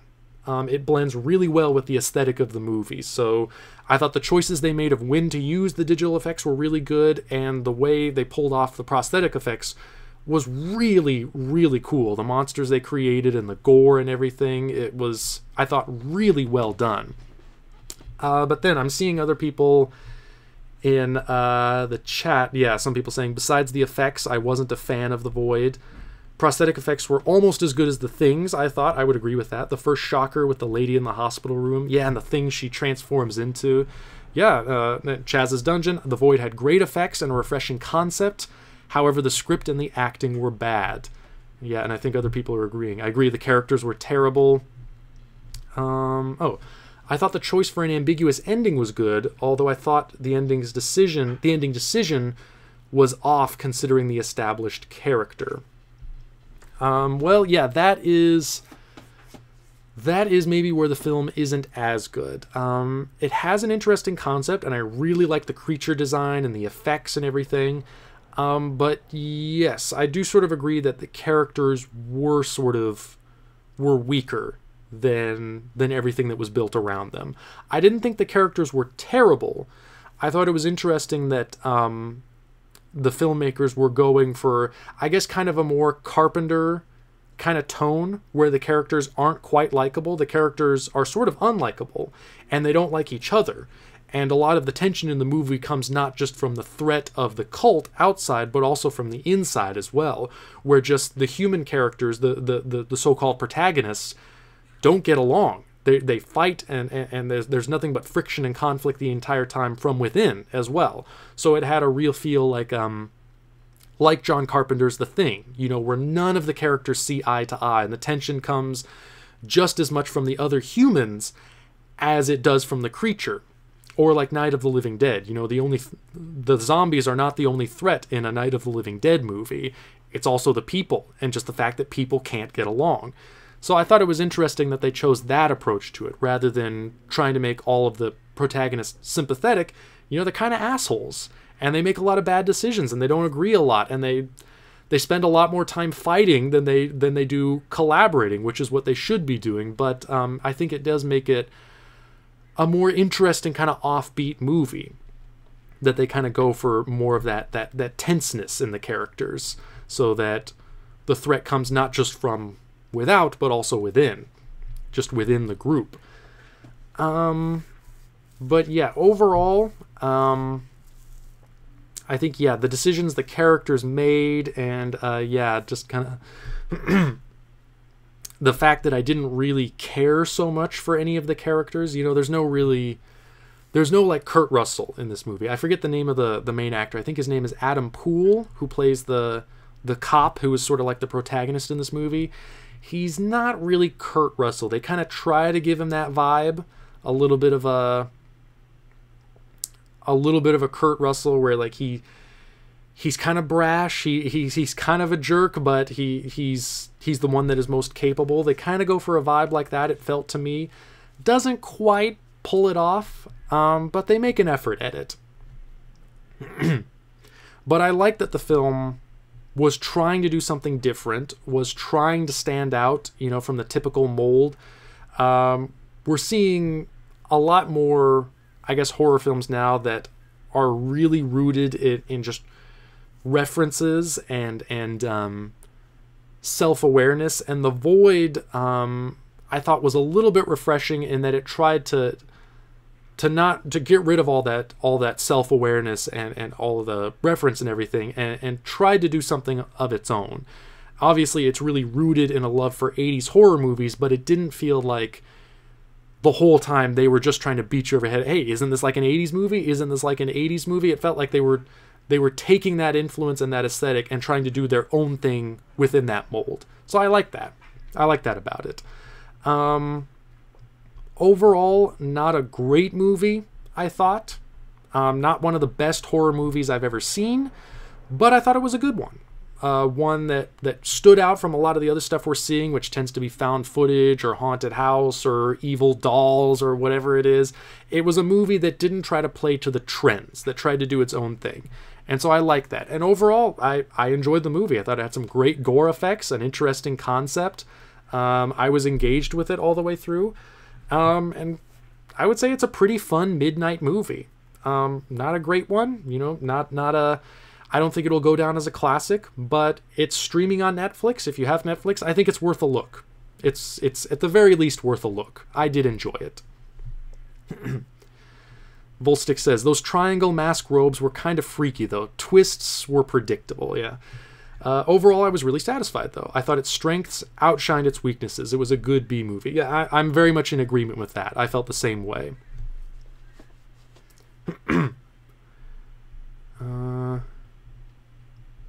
Yo, buddy, any plans on making videos like Unmade Masterpieces or Cult Sandwich again anytime soon? Definitely plans to continue on Unmade Masterpieces. I don't know about Cult Sandwich and everything else, though. But yeah, I am still trying to make more Unmade Masterpieces. It's just, it's really slowed down. It's no longer really my primary focus any longer. You know, I'm kind of focused on just, you know, working and trying to save money and, you know, working on scripts and everything like that. I'm not really putting my primary focus into YouTube videos anymore. Really, the only thing I'm really consistently doing is the streams every week, because I just, you know, I enjoy doing these. But I am still working on more Unmade Masterpieces videos. I just don't know. I don't know how soon, I'll be able to release a new one. So sorry about that. Yeah, if anybody's looking forward to those. It's really, production has really slowed down on the video front. I'm sorry about that. How would you categorize Enemy? I would categorize it as a horror film, as an existential horror film.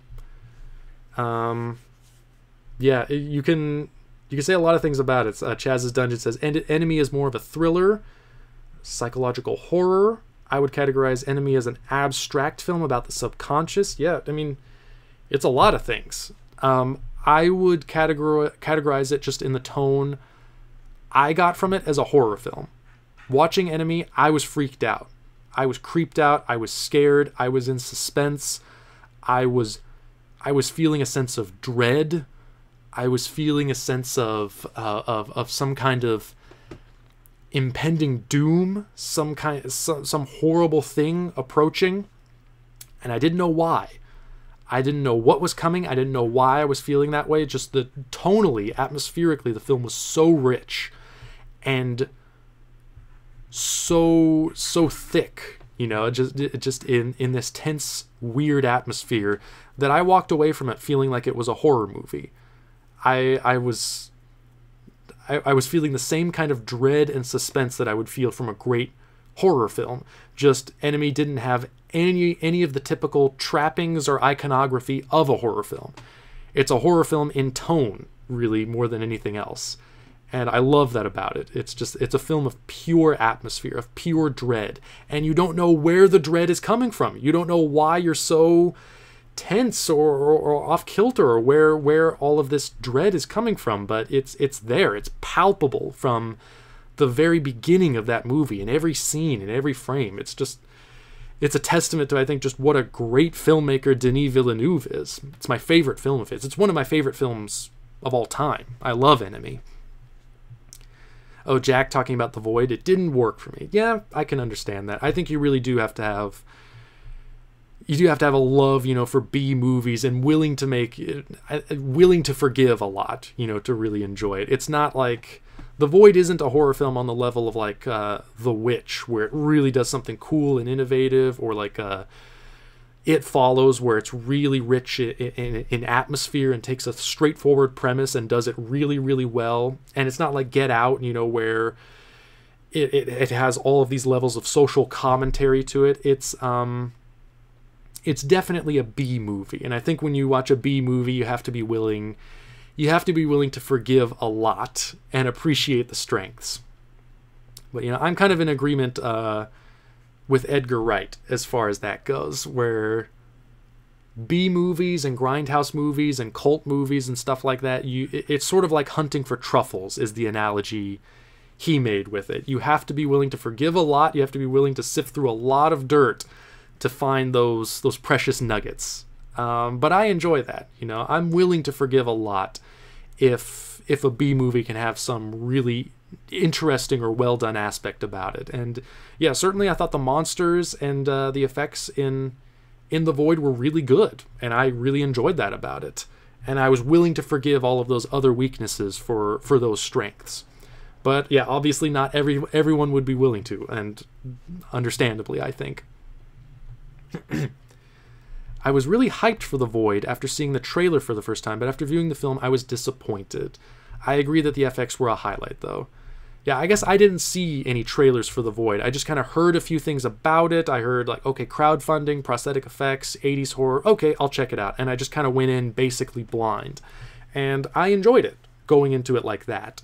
Yeah, I thought the atmosphere was good, the tension was good, and the effects were great. That was really the special thing about this movie. I thought it did everything well enough to function, as an enjoyable midnight movie, as a functional B movie, and then the really cool prosthetic effects were like the edge, the thing that gave it a little bit of an edge, made it more interesting.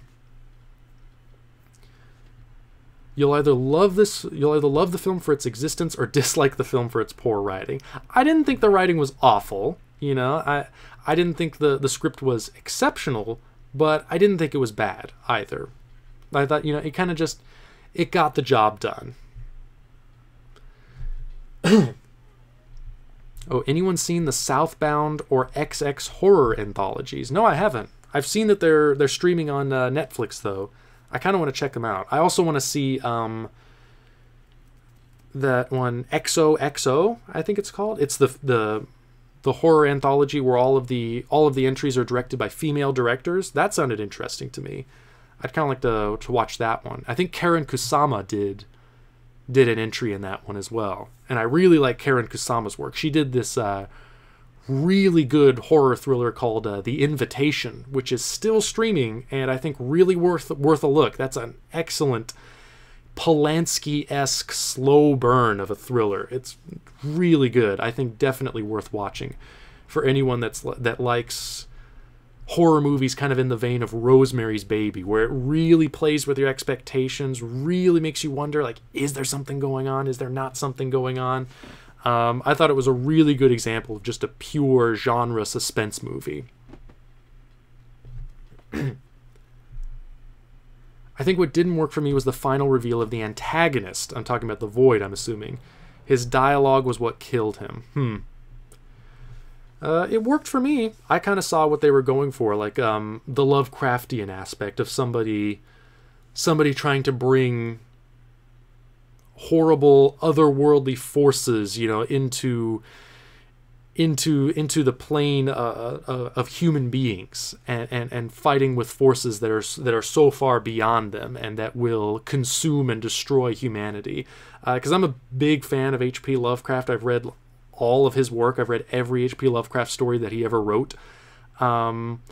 So I really like. I could see where the movie was coming from in that sense. That it wasn't as effective as Lovecraft, but I thought they did a fairly good job of giving a sense of dread to the movie and of visually of really establishing this horrible otherworldly thing trying to force its way into our dimension. I loved like the kind of flashes you get of the other world, and visually I thought it was effective enough to where I was really getting a sense like, okay, there's something horrible waiting just on the other side of reality. It worked for me though, you know. I could see where the influences were coming from and what it was building on and what it was alluding to, so I got into it.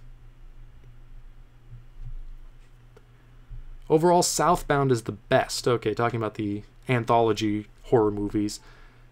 XX has a couple of really freaky little segments. Don't expect too much, and I think you'll be pleasantly satisfied. Oh, Chaz's Dungeon. I think what made me admire The Void more was the behind-the-scenes featurette on the DVD Blu-ray. They clearly had passion, and you felt sorry for the directors as they tell you how it's a miracle that the film was even made. Yeah, I could definitely understand that. Making low-budget movies, you really just have to go at it on a hope and a prayer. And the fact that some movies get made at all, yeah, is an absolute miracle. You really have to be very passionate about what you do. And I think that's maybe what I responded to most strongly in The Void, is that you could tell those guys were passionate and that they had an idea and that they didn't compromise on it, and they really tried to realize this thing that they had in their head, this movie that they wanted to make in a very specific way, and they managed to do it. And I really had a lot of admiration for that, and I think they did it really well. They knew exactly the kind of movie they were trying to make, and I think that's what they hit.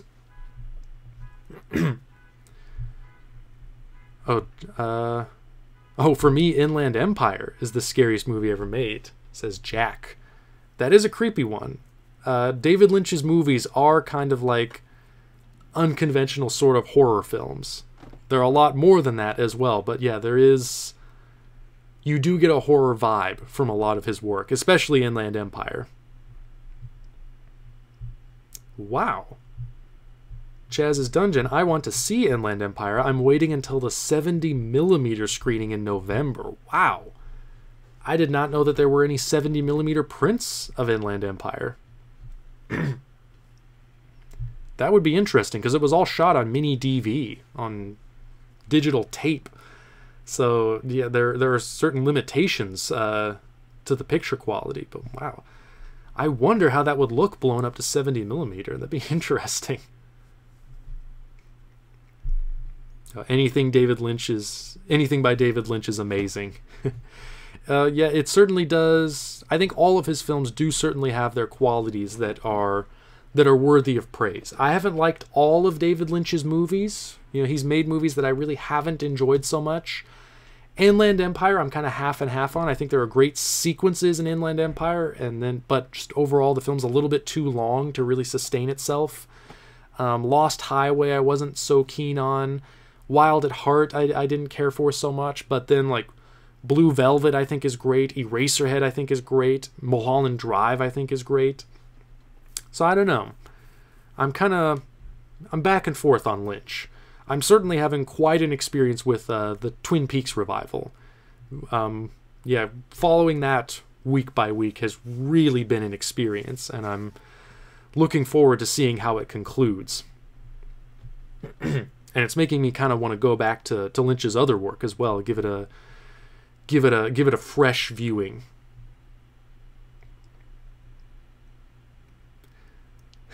So is everyone in agreement that there isn't a double in Enemy and that the film doesn't tell a linear story? Any other views? I saw mental problems / hallucinations / non-linear storytelling. That's a tough one. I think it's meant to be very ambiguous and meant to be interpreted in a number of ways. And I think everything about how Villeneuve has approached that movie has I think really speaks to the fact that he doesn't want there to be one definitive answer. Like he refuses to talk about the movie. He doesn't talk about it in interviews. I mean, even on the special features on the Blu-ray, there's almost nothing there really exploring what the movie means. So I think it's very much meant to be interpreted in any number of ways. Yeah, I just kind of experience it as a nightmare. I don't tend to spend too much time really trying to pick apart what it means. But I think last time I viewed it, I was very much approaching it from the perspective of there not being a double, that it is actually one guy. That to me seems to make the most sense in interpreting everything. That it's just one guy grappling with the different sides of himself, or yeah, just really despising certain aspects of his own personality and examining them as if they were manifested in another person. That's kind of the way I interpret it. Although even that interpretation, I think it's like a David Lynch movie. Any interpretation you try to apply to it, you're going to find holes in it. You're going to find inconsistencies in it. You're going to find things that contradict it. And that's part of the fun of interpreting a David Lynch movie, or part of the fun of interpreting Enemy, is nothing ever quite seems to fit. And that's what makes it so endlessly fascinating and endlessly rewatchable for me. But yeah, I think I'm basically in agreement with you. I don't know about hallucinations. I think Enemy is just trying to take an internal struggle and externalize it through the motif of the double, the doppelganger. It's about a guy trying to grapple with the two sides of himself and not understanding, how he can be this kind of normal guy and also this really horrible, cocky guy at the same time, and really, being unable to confront that other side of himself and being kind of horrified by it. Although I think you could very easily interpret it in a completely different way as well.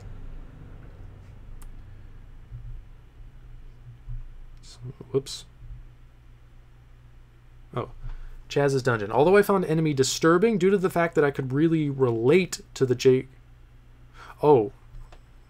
I found it disturbing due to the fact that I could really relate to Jake Gyllenhaal's character, and my interpretation was scarily similar to my life. I've heard that that film may actually be fairly autobiographical too. Again, Villeneuve is very vague whenever the movie gets brought up in conversation, but I have heard in interviews here and there that he sort of alludes to the fact that Enemy might be autobiographical, that it might be about certain things that he's dealt with in his own mind, in his own life. But he's never been very specific about what that is or what that struggle is. So I could certainly, understand connecting to the movie in a personal way, because I think there is some kind of personal confessional element to it as well. Oh, Volstix, I really enjoyed The Invitation. Great. Yeah, I think that's an excellent movie. Really underseen. Anybody who has Netflix, it is streaming on Netflix. So yeah, check out The Invitation. If you're a fan of Rosemary's Baby and that kind of slow burn suspense horror film, The Invitation is a great example of that. What are your thoughts on Perfect Blue? It's been a long time since I've seen it. There's a truck leaving the driveway right now. Sorry about that. It's been a long time since I've seen Perfect Blue. I'd like to rewatch it, but I remember it being a really creepy, disturbing examination of trauma. Like, there are certain sequences that really stick out in my mind, like scenes where, yeah, you're not sure if it's real or if it's imagined because it's about an actress, and yeah, you see her doing scenes where she's performing like in a rape scene, and yeah, it really plays with those ambiguities and makes you wonder, like, wait a minute, is this just a scene in a movie, or is she actually in some kind of jeopardy? Is she actually being harmed right now? And yeah, it really plays with your perceptions as an audience member and really freaks you out, disturbs you, blurs that line between hallucination and reality. I remember really liking it, but it's been a while since I've seen it. I need to, I think, watch it again to really make my thoughts on it more coherent. But I do like Satoshi Kon. I think he was, unfortunately, he just passed away a few years ago. But I think he was an incredible filmmaker. I love his film Paprika. I think that's a great movie. I need to see his other stuff too, like Tokyo Godfathers. I still haven't seen that movie, or Millennium Actress either. Oh, Henry, XX is the one you're thinking of. Oh, with all female directors. Okay. XX. Sorry, I didn't realize that was the movie. But I kind of wanted to check that one out. Oh, Jack says, I was really into The Invitation, but I gotta say, I really disliked the ending. I loved the ending. I thought it was really cool the way they put the twist on it at the end there. But, you know, I don't know. Like I say, the climaxes, the endings to those kinds of movies are typically the most disappointing element. It's a lot more fun playing with the build-up than it is with the payoff. Generally, the payoff is always kind of disappointing. I thought it worked in The Invitation. I liked the ending. I wasn't expecting that last little twist there in the final shot. But I could see somebody being disappointed by it. It worked for me, though. I didn't see it coming. Maybe I'm a little dense when it comes to that kind of stuff, but it took me by surprise, and I liked it. Oh, I found it turned into a kind of generic horror movie towards the end. Yeah, okay, I can see that. Yeah, it is a lot more fun when the movie's playing, yeah, with the ambiguity, like, is there something going on? Is there not something going on? Is the main character, is he reliable, or is there something wrong with everyone else? And then, yeah, once everything kind of comes out into the open, yeah, it does turn into more of like an action movie. But I thought it was well done, and I was invested enough in the characters and the story by that point to where I was willing to go along with it, you know? If I didn't care about the characters or anything, then that would have been another issue, but I was invested by that point, so I was willing to go along with where the movie went. If there was one film that I can think of that had a bad ending, that film would be The Girl with All the Gifts. The film was so solid up until the end. I don't know that movie. The Girl with All the Gifts. I'll look into that one. Gifts. Okay. Oh, Jack says, Inland Empire is by far my favorite from Lynch. Interesting. I might have to rewatch it. Oh, and Sasha saying Lynch's films certainly improve with multiple viewings. That they do. So yeah, I've only seen Wild at Heart and Lost Highway, I think, one time each. Inland Empire I've seen like twice. But it's been a little while since I've seen it. I would kind of like to go back to it, because there are things that I really remember from it. And I remember Laura Dern being really great in it as well.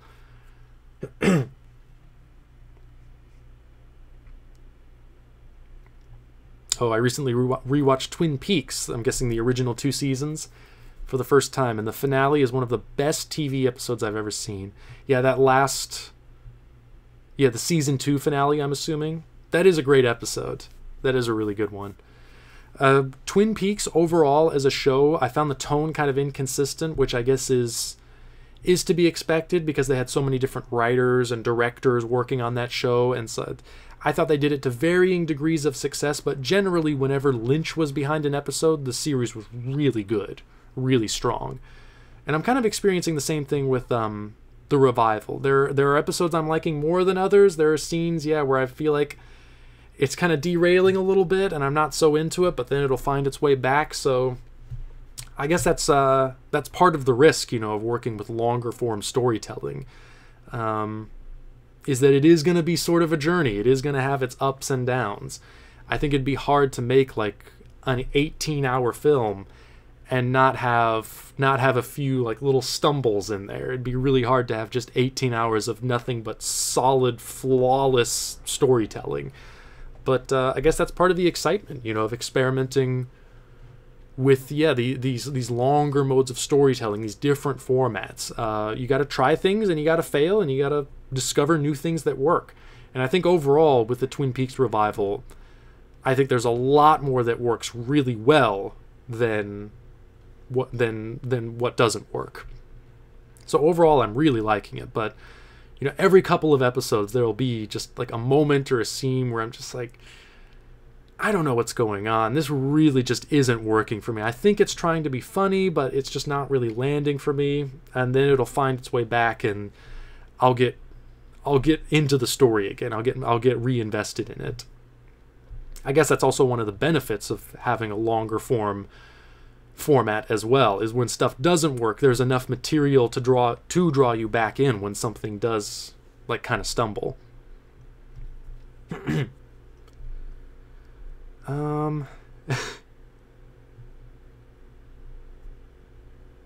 Let's see. Whoops. Falling behind on the chat again.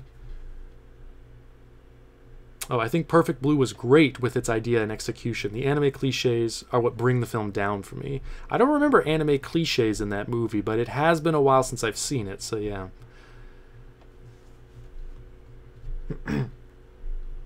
Yeah, what cliches? Somebody else asking that too. What cliches?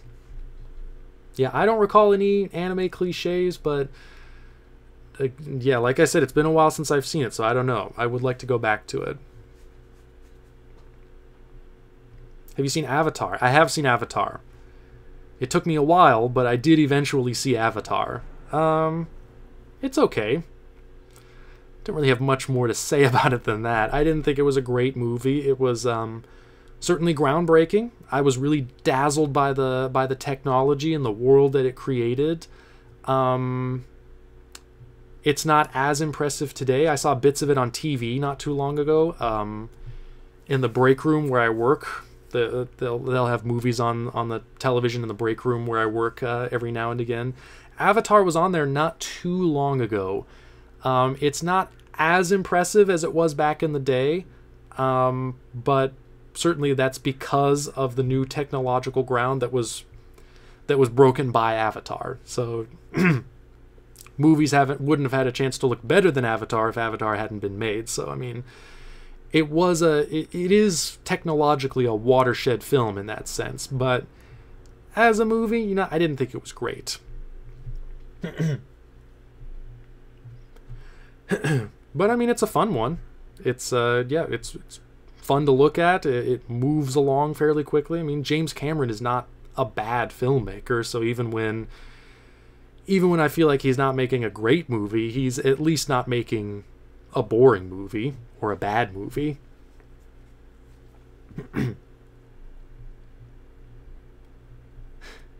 Oh, Chaz's Dungeon talking about anime cliches. A teenager that always speaks in an overly high-pitched voice. I guess I could kind of see that.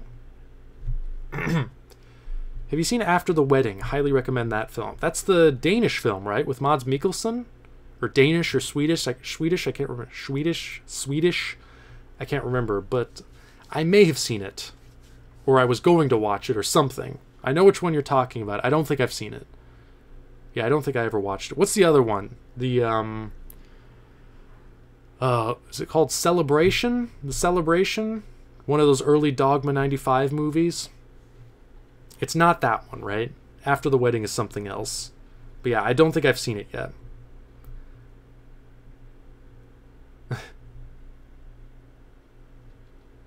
Oh, talking about The Invitation. Oh, I thought it was going for a great twist where nothing bad was actually happening. It was just in his head because of his biases. So I was disappointed when it became a generic blood. But spoilers there. I didn't even think before I read that. I'm sorry. Anybody who hasn't seen The Invitation. Yeah, that's a major spoiler. But I guess I kind of expected that's where it was going. Because I don't think you can have a movie like that without a payoff. You know, it's like Rear Window. There has to be a murder, you know? It can't all just be in the guy's head. That's part of the fun of it, is you wonder, like, is the movie really going to go in that direction? Is it all just, you know, in his head about, is there no murder? Is there actually no murder? Is it just this guy's paranoia or his boredom? Just him trying to distract himself or entertain himself? But, I mean,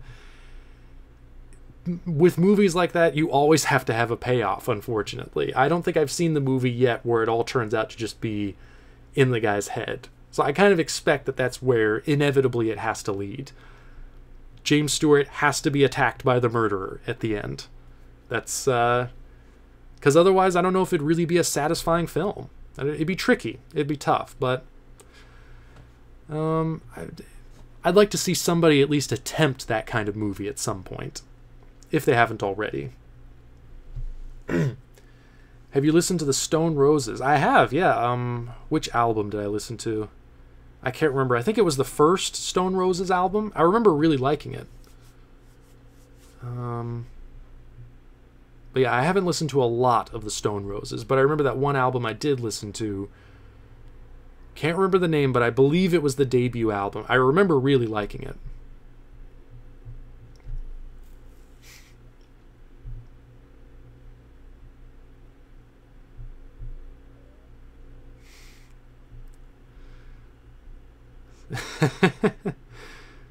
Talking about River Phoenix.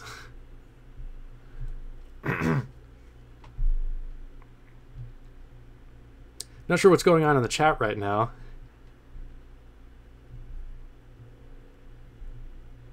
But I think, yeah, we're about to bring... I really don't know what's going on in the chat right now. But yeah, I think we're about at the end. We're about at the end of the stream. I think I'm probably going to bring it to a close. Just taking a last look at here, see if I can figure anything out. People have said that Kuso is the most disgusting film ever made. I haven't heard of this movie, Kuso. I think you mentioned it earlier, didn't you? I'll write it down, though. I'll look into it. I'm not familiar with it, though. Kuso. Most disgusting film ever made, huh? Well, I'm interested.